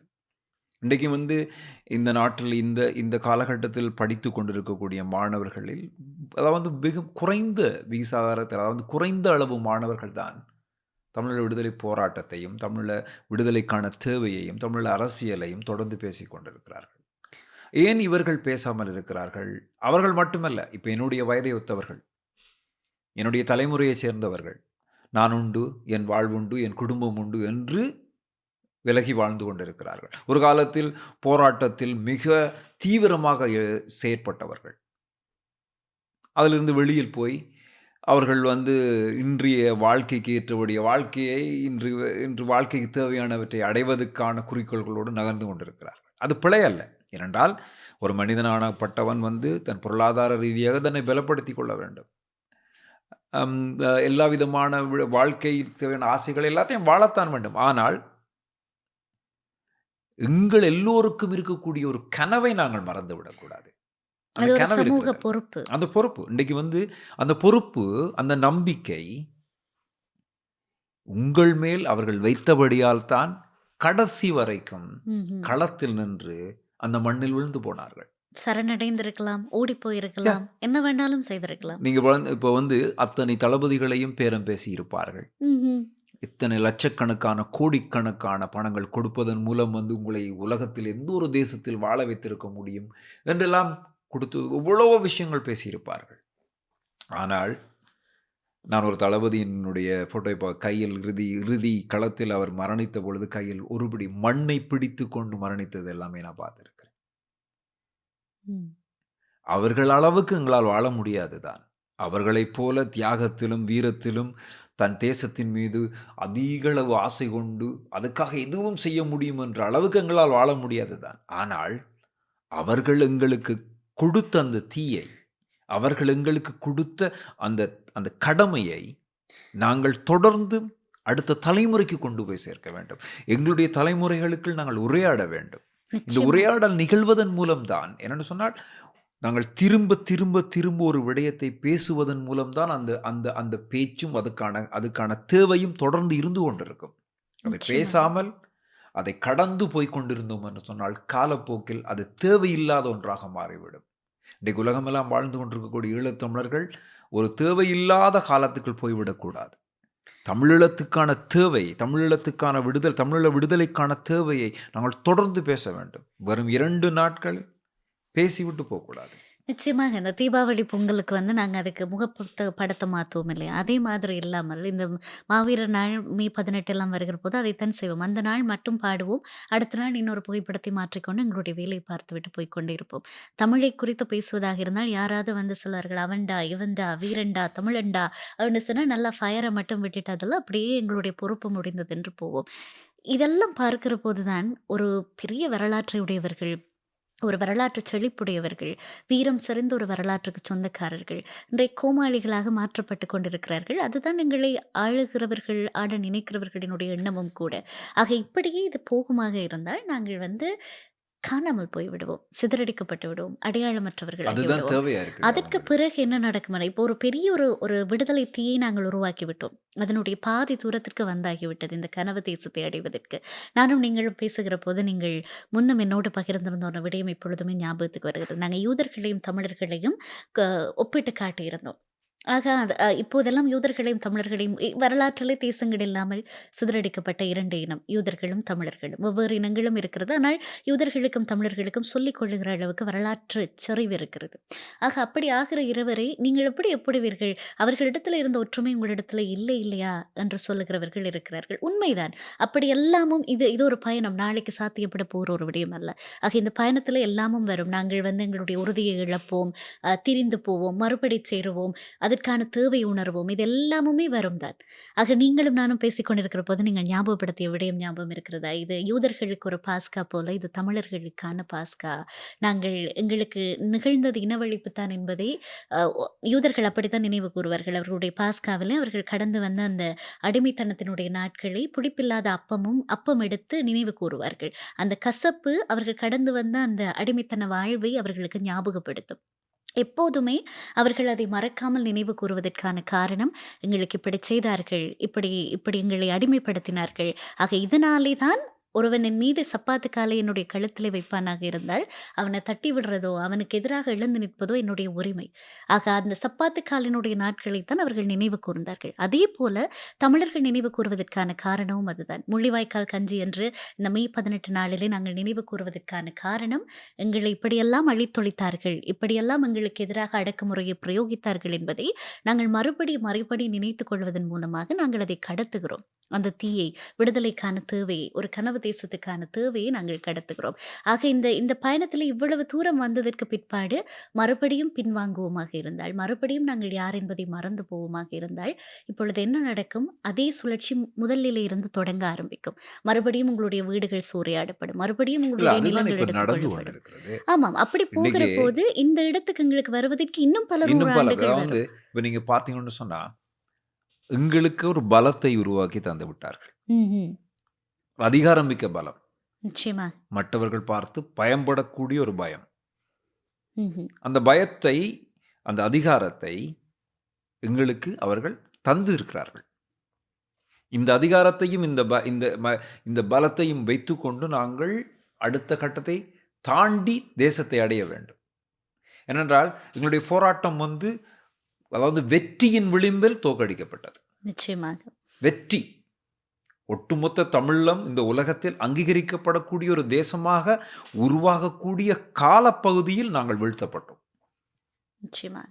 இன்றைக்கு வந்து 2002ஆம் ஆண்டு நடந்த சமாதான காலத்தில் எடுத்த உடன்படிக்கையின் படி தமிழர்களுடைய நிலங்கள் பதிவு பண்ணப்பட்டிருக்கிறது. எங்களுக்கான சுதந்திர தேசத்துக்கான அடையாளம் இருக்கிறது. அப்போ அப்படியான ஒரு சூழலில் தான் நாங்கள் வீழ்த்தப்பட்டிருக்கிறோம். அப்போ நாங்கள் திரும்பவும் போய் நீங்க சொன்ன மாதிரி திரும்பவும் போய் மறுபடியும் ஆரம்பிக்க வேண்டிய ஒரு தேவை எங்களுக்கு இல்லை. ம்ஹ்ம். தங்களுடைய உயிர்களை கொடுத்து, தங்களுடைய வாழ்க்கையை கொடுத்து, அவர்கள் ஒரு விடுதலைக்கான 90% விடுதலை போராட்டத்துக்கான விடயங்களை எல்லாவற்றையும் இந்த உலகத்தில் செய்து முடித்து விட்டார்கள். நிச்சயமாக.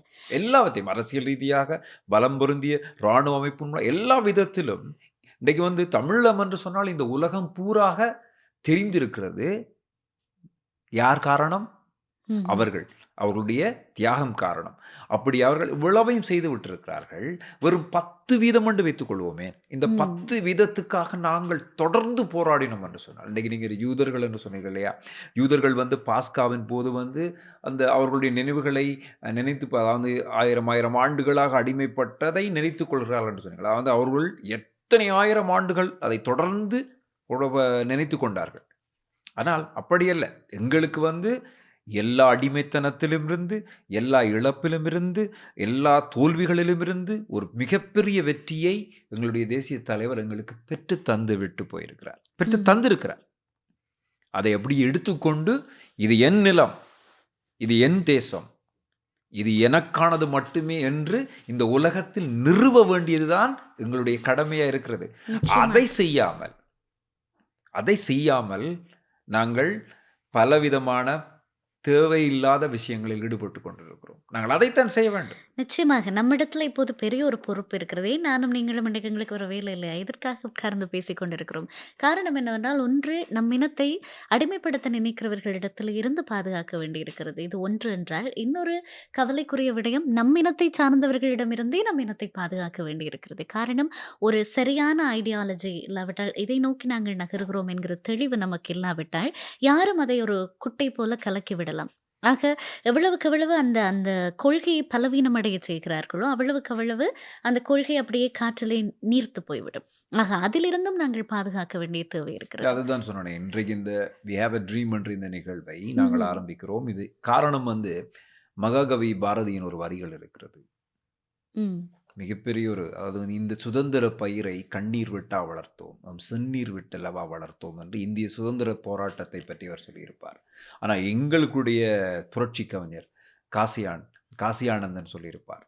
அதாவது வந்து புலிகள் இல்லாவிடில் தமிழரை எலிகள் தின்றிருக்கும் என்று சொல்லியிருப்பார். நிச்சயமாக. அதே மாதிரி புதுவை ரத்னதுடைய ஒரு வரிகளை நாங்கள் இந்த இடத்தில் பேச வேண்டும் என்றால், ஏன் நாம் இந்த நிகழ்வை செய்கிறோம்?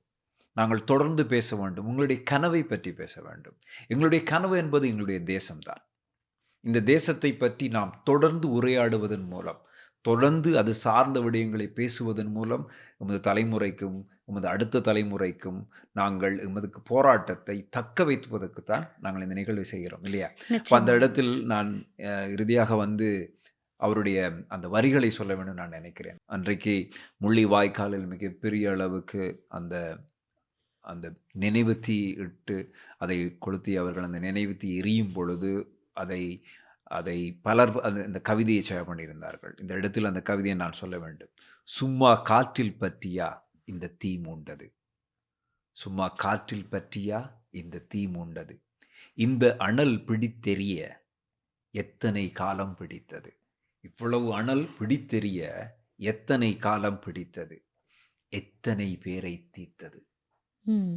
எத்தனை பேரை தீத்தது, எவ்வளவு போராளிகள் இல்லையா? எத்தனை பேரை தீத்தது, எத்தனை பேரை தீத்து இந்த தீ வளர்த்தோம், இத்தனை பேரை அழித்து அதாவது இத்தனை பேரை நாங்கள் இழந்து இந்த தீயை வளர்த்தோம், எத்தனை பேரை நெய்யாக வார்த்தோம், எத்தனை பேரை நெய்யாக வார்த்தோம். நெய்யாக இந்த தீக்கு வார்க்கப்பட்டவர்கள் அத்தனை பேரும் இளம் தலைமுறையினர். ம்ஹ்ம். ரைட். அணியவிடக்கூடாது, அணியவிடக்கூடாது, ஊதிக்கொண்டே இரு. இதுதான், பேசிக்கொண்டே இரு, ஊதிக்கொண்டே இரு.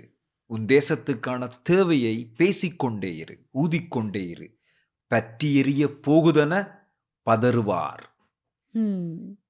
திரும்பவும் இந்த ஈழ மக்களுடைய விடுதலை போராட்டம் திரும்பவும் பேசுகிறார்கள், திரும்பவும் பெறுது. இன்றைக்கு இந்த மிகப்பெரிய எழுச்சி அடைந்தது என்றெல்லாம் சொல்லுகிறோம் இல்லையா? இது திரும்பவும் வந்துடும் என்று பதறுவார்கள். அதுதான் இந்த இன்றைக்கு இலங்கை அரசாங்கத்தினுடைய வெளிவிகார அமைச்சருடைய பதறுதல். அதுதானே சட்டம் பாயும் என்று சொல்லுகிறார்கள். டே, இந்த சட்டத்தை கண்டு எல்லாம் பயப்படுவோம் இல்லை தமிழன் இல்லையா? அப்ப பற்றி எரிய போகுதுன்னு பதறுவார். ஊதுவதை நிறுத்தி விடாதே, ம்ஹ்ம். ஊதுவதை நிறுத்தி விடாதே, இந்த தீயின் சுவாலையில் தான் மண் தின்னிகள் மரணிக்கும். எங்கள் தேசத்தை ஆள நினைப்பவனும் அடக்க நினைப்பவனும் மரணிக்கும் இந்த தீயின் சுவாலையில் தான். இப்படி ஒரு ஒரு அதாவது தீர்க்கமான ஒரு கவிதை. காணாமல் போன ஒரு கவிஞன், ம்ஹ்ம். கடைசி காலத்தில் இறுதி யுத்தத்தில் காணாமல் போன ஒரு கவிஞன். இந்த மண்ணுக்காக எத்தனை கவிதைகள் எழுதியவர்கள். அப்ப இவர்களுடைய மரணங்கள் ம். எல்லாவற்றுமே எங்களுக்கு ஒரு ஒரு அதாவது எங்களுக்கு ஒரு உந்து சக்தியாக இருக்கிறது இல்லையா? அப்ப நாங்கள் என்ன செய்ய வேண்டும்? தொடர்ந்து பேச வேண்டும். நிச்சயமாக. பேசிக்கொண்டிருக்கிறது உங்களுக்கு என்ன தருமன்னா, பேசிக்கொண்டிருக்கிறோம் நாங்க, மறக்காம இருக்கிறதுக்கு. நாங்க யார்? எங்கிருந்து வந்தோம்? ஏன் இத்தனை போராட்டம்? ஏன் இத்தனை பேரை ஆகுதியாக்கினோம்? இத்தனையும் நாங்கள் மறக்காமல் நினைத்துக் கொள்ள வேண்டும். அதன் மூலம் ஒரு மாற்றம் சாத்தியப்படும் என்பதற்காக நாங்கள் அவசியம் பேசியாக வேண்டும். நீங்கள் புதுவை ரத்னதுரை அவர்களை ஞாபகப்படுத்தினீர்கள். அவருடைய இன்னொரு கவிதை இருக்கிறது. நிலமிழந்து போனால் பலமிழந்து போகும், பலமிழந்து போனால் இனம் அழிந்து போகும். ஆக அந்த பலம் இழக்காமல் இருப்பதற்கும் இனம் அழியாமல் இருப்பதற்கும் இந்த நிலத்தை தக்க வைத்துக் கொள்வதும் அதற்காக பேச வேண்டியதும் அதை அடைய வேண்டியதும் நம் எல்லாரினுடைய முன்பதாகவும் இருக்கிற ஒரு வரலாற்று கடமை. ஆக அதை செய்வதற்காகத்தான் இன்றைக்கு நாங்களும் நீங்களும் இங்கே இருக்கிறோம். ஏதோ உங்களுக்கு தெரிந்தது பேச வேண்டியது, இல்லாவிட்டால் ஆவணப்படுத்த வேண்டியது, எங்களுக்கு தெரிந்த முறையை வைத்துக்கொண்டு அதை ஆவணப்படுத்துகிறோம். அது எத்தனை பேருக்கு போய் சேருமோ அத்தனை நாங்கள் எங்களுடைய பொறுப்பை சரியாக செய்து விட்டோம் என்ற அர்த்தம். இல்லை, நீ போய் சேரும். ஏனென்று சொன்னால் பேசுவதை நாம் நிறுத்திவிட்டால் எங்கள் மூச்சை நிறுத்துவதற்கு சமம். ஏனென்றால் நிச்சயமாக. நீ பேசாமல் இருப்பதன் மூலம் அதாவது எங்களை பேச விடாமல் தடுப்பது தான் எதிரியின் மிகப்பெரிய ஆசையாக இருக்கிறது. அப்ப விடுதலைக்காக போராடி எல்லாருமே பேசினார்கள். எழுச்சிமிக்க பேச்சுக்கள், எழுச்சிமிக்க பேச்சு. உண்மைமிக்க பேச்சுக்கள். ஆக நானோ ரஞ்சித்தோ இல்லாவிட்டால் இது சார்ந்தவர்களோ பேசுவது அரசியல் லாபத்துக்கானதாக இல்லை. உங்களுக்கு அரசியல் நிக்கிற ஐடியா இருக்கா? இல்லை, இல்லை தானே? நிச்சயமாக இல்லை. ஏன்னா ஆமா. அதுவும் என் தேச கொடியை தவிர்த்து, என் தேச விடுதலை போராளிகளை தவிர்த்து, என் தேசிய தலை மறுதலித்து ஒரு அரசியல் வாழ்க்கை எனக்கு தேவையும் இல்லை. அது போன்ற அது அது நான் தமிழன் அல்ல. அப்படி ஆமா. என்றால் ஏற்கனவே நீங்க ஒரு சமூக வலைதளத்துல ஒரு ஒரு ஒரு விஷயத்த பேசி தமிழண்டாண்டு பதிவு செய்துட்டீங்கன்னா, நிறைய லைக்குகள் அள்ளும். அது கிடையாது இதனுடைய நோக்கம். இதனுடைய நோக்கம் முழுக்க முழுக்க நாங்கள் யார் என்பதை நாங்கள் ஆவணப்படுத்துகிறோம். பல எங்கள் பேச போகிறோம். இப்போ நீங்க ஆவணப்படுத்தல் என்று மட்டுமல்ல, ம். என்ன சொன்னால் எங்களுக்கே பல விடயங்கள் மறந்து விட்டது. நிச்சயமாக. எங்களுடைய தலைமுறைகளுக்கே மறந்து விட்டது இல்லையா? அப்போ நாங்கள் ஒரு விடயங்களை பேசுவது, இப்போ நாங்கள் எதுவும் புதிதாக இங்கு சொல்ல விடவில்லை. இப்போ என்னுடைய தலைமுறையைச் சேர்ந்தவர்களுக்கு விடுதலை போராட்டத்தை பற்றி புதிதாக நாங்கள் ஒன்றும் சொல்ல போகிறதில்லை. ம்ஹ்ம். அவர்களுக்கு தெரிந்த அதே விடயங்கள் தான் எங்களுக்கும் தெரியும். ஆனால் அவர்களும் பேச வேண்டும். அவர்களை பேசுவதற்கு நாங்கள் ஒரு கருவியாக இருந்தால் நல்லம். நிச்சயமாக. இப்போது இருக்கக்கூடிய இளம் தலைமுறை ஆக குறைந்தது. நான் யார் என்பதை இப்ப நாங்க உள்ளேயும் இறங்கல, வெளியிலயும் இல்ல. நடுவுல நிக்கிறோம். யார் என்ன ஒண்ணுமே இல்ல. யாரோ கண்ண கட்டி காட்டுல விட்ட மாதிரி. இப்ப இளம் தலைமுறை இதனுடைய இந்த போராட்டத்தின் தாற்பயத்தை இல்லாட்ட தான் யாருன்றதை தெரிஞ்சு கொள்றதுக்கு இது ஒரு நல்ல வழியாக இருக்கும் அப்படின்னு நம்புகிறேன். நம்புறோம் இல்லையா? நம்புறேன். நிச்சயமாக. We have a dream இல்லையா? நிச்சயமாக. எங்களுடைய தேசத்துக்கான ஒரு கனவு பாதையில் இது ஒரு ஒரு ஒரு முயற்சி. மைல்கல். நிச்சயமாக இந்த முயற்சி என்பதை தாண்டி இது கடமை. இந்த கடமையை நானும் நீங்களும் செய்வது போல் இன்னும் பலர் செய்வார்கள். பேசுவோம். என்னால் உரையாடல்கள் நிகழ்வதன் மூலம்தான் மாற்றங்கள் சாத்தியப்படும். இப்ப முன்னம் எங்களுடைய களம் வேறு, அதற்கு எங்களுடைய வியூகம் வேறு. இப்பொழுது எங்களுடைய போராட்ட களம் வேறு. அதற்கு வேறு விதத்திலே நாங்கள் வியூகம் வகுக்க வேண்டுமாக இருந்தால் இந்த மாதிரியான உரையாடல்கள் காலத்தினுடைய கட்டாயமாக இருக்கிறது. பேசலாம் தொடர்ந்து. நிச்சயமாக உரையாடுவோம். எல்லோரும் எங்கள் உரையாடல்களின் மூலம் நீங்களும் உரையாடுவோம்.